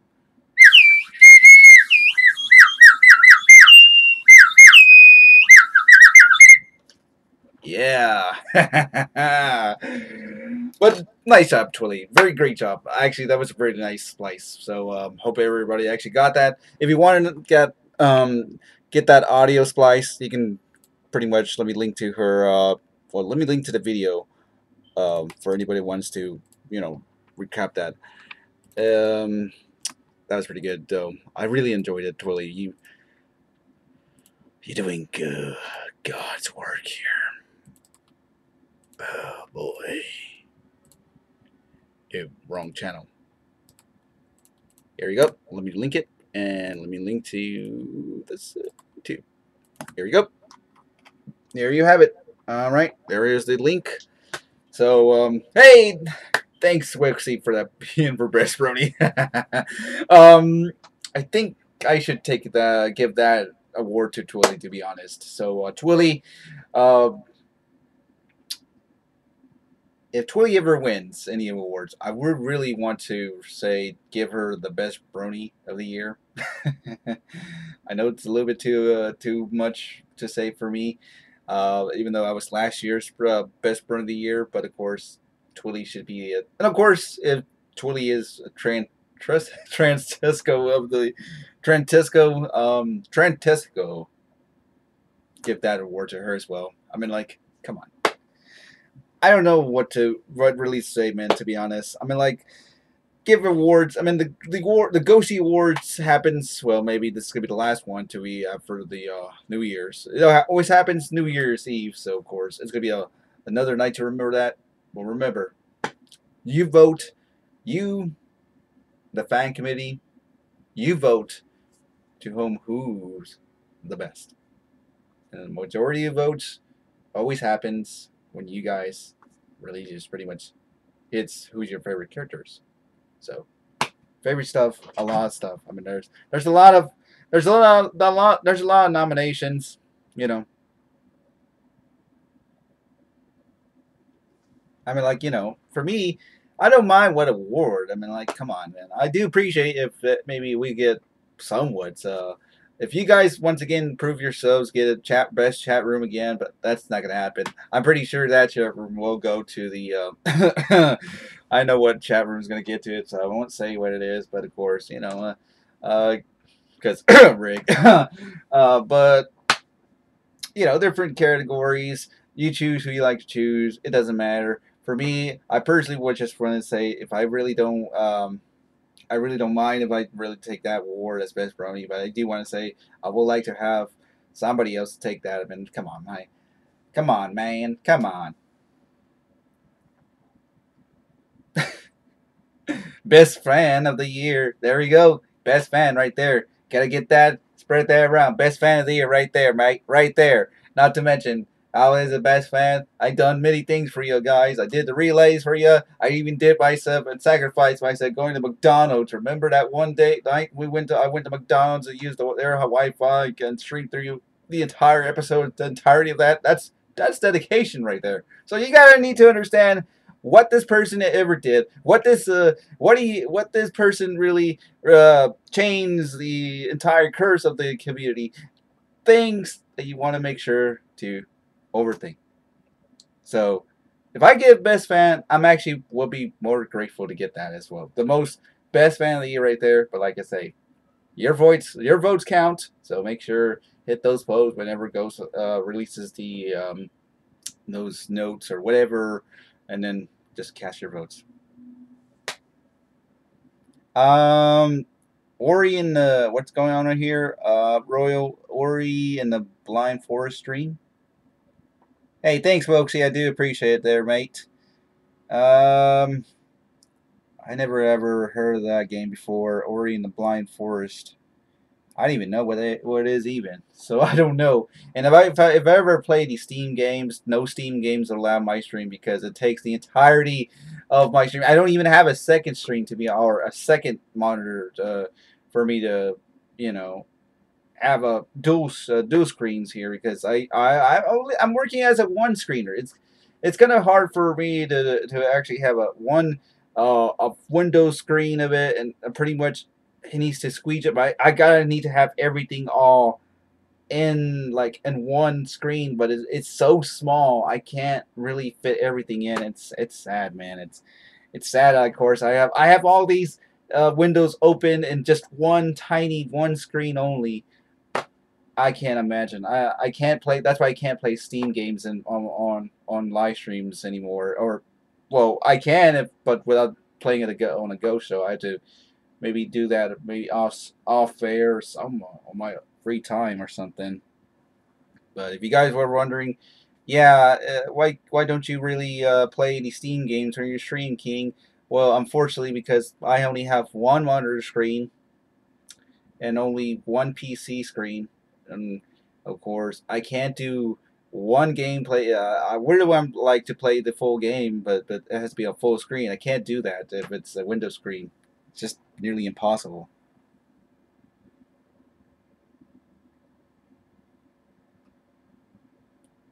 I'm just saying.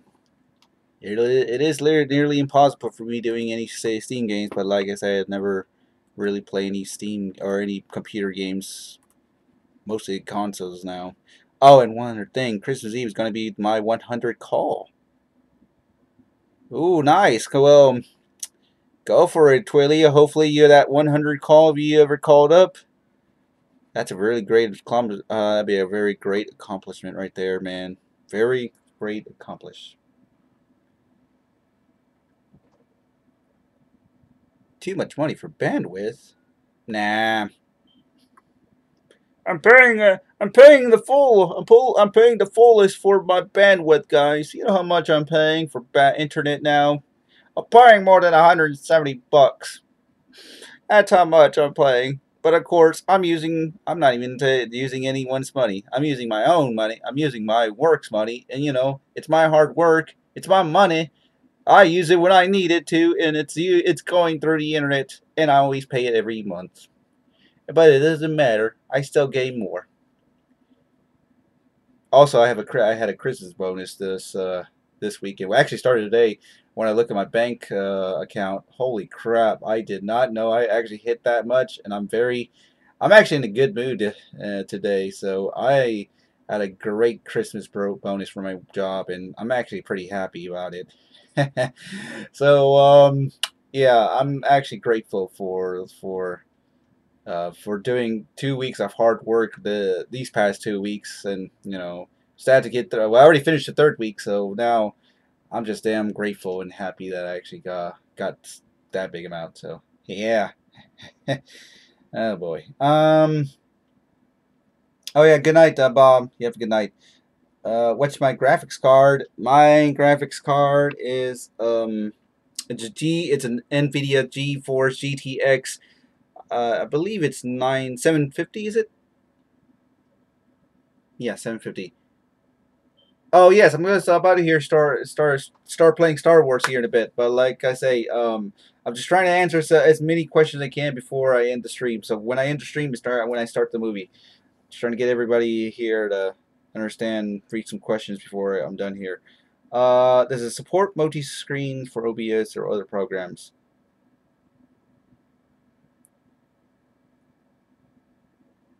Yeah, well, I don't use OBS. I mostly use XSplit. XSplit is my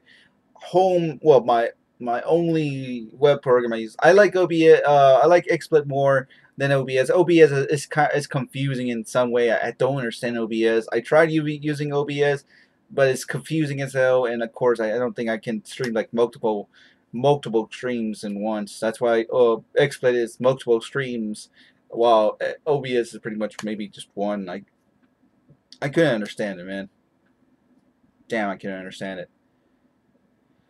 Oh boy. Well, good night, Cam. Thank you for coming by. Loading Mark 20. Oh, I'm sorry, Flutter Mark. Oh, I'm sorry that you had to endure all that crappy buffering over there, man. My CPU isn't that slow. No, it's not. No, it's not. It's not slow anyway. I mean, come on. I have this computer for 2 years, and it hasn't failed me as much. And I've been streaming going on with that same CPU. Never had any problems or issues, except maybe last month. But of course, I fixed the issue because, of course, I had to do something about changing stuff that's on the live stream chatting. But that's all it is. Am I gonna play the LFE for Christmas? I got very special plans on playing the Christmas game on Christmas Eve, and I'm actually going to promote it on this channel. I'm not gonna say what it is or what it is, but you have to stay tuned for Christmas Eve, and then you'll see it. I'm just trying to figure out on how I can get the size to work, because it is it's rough, but of course it shouldn't be that hard.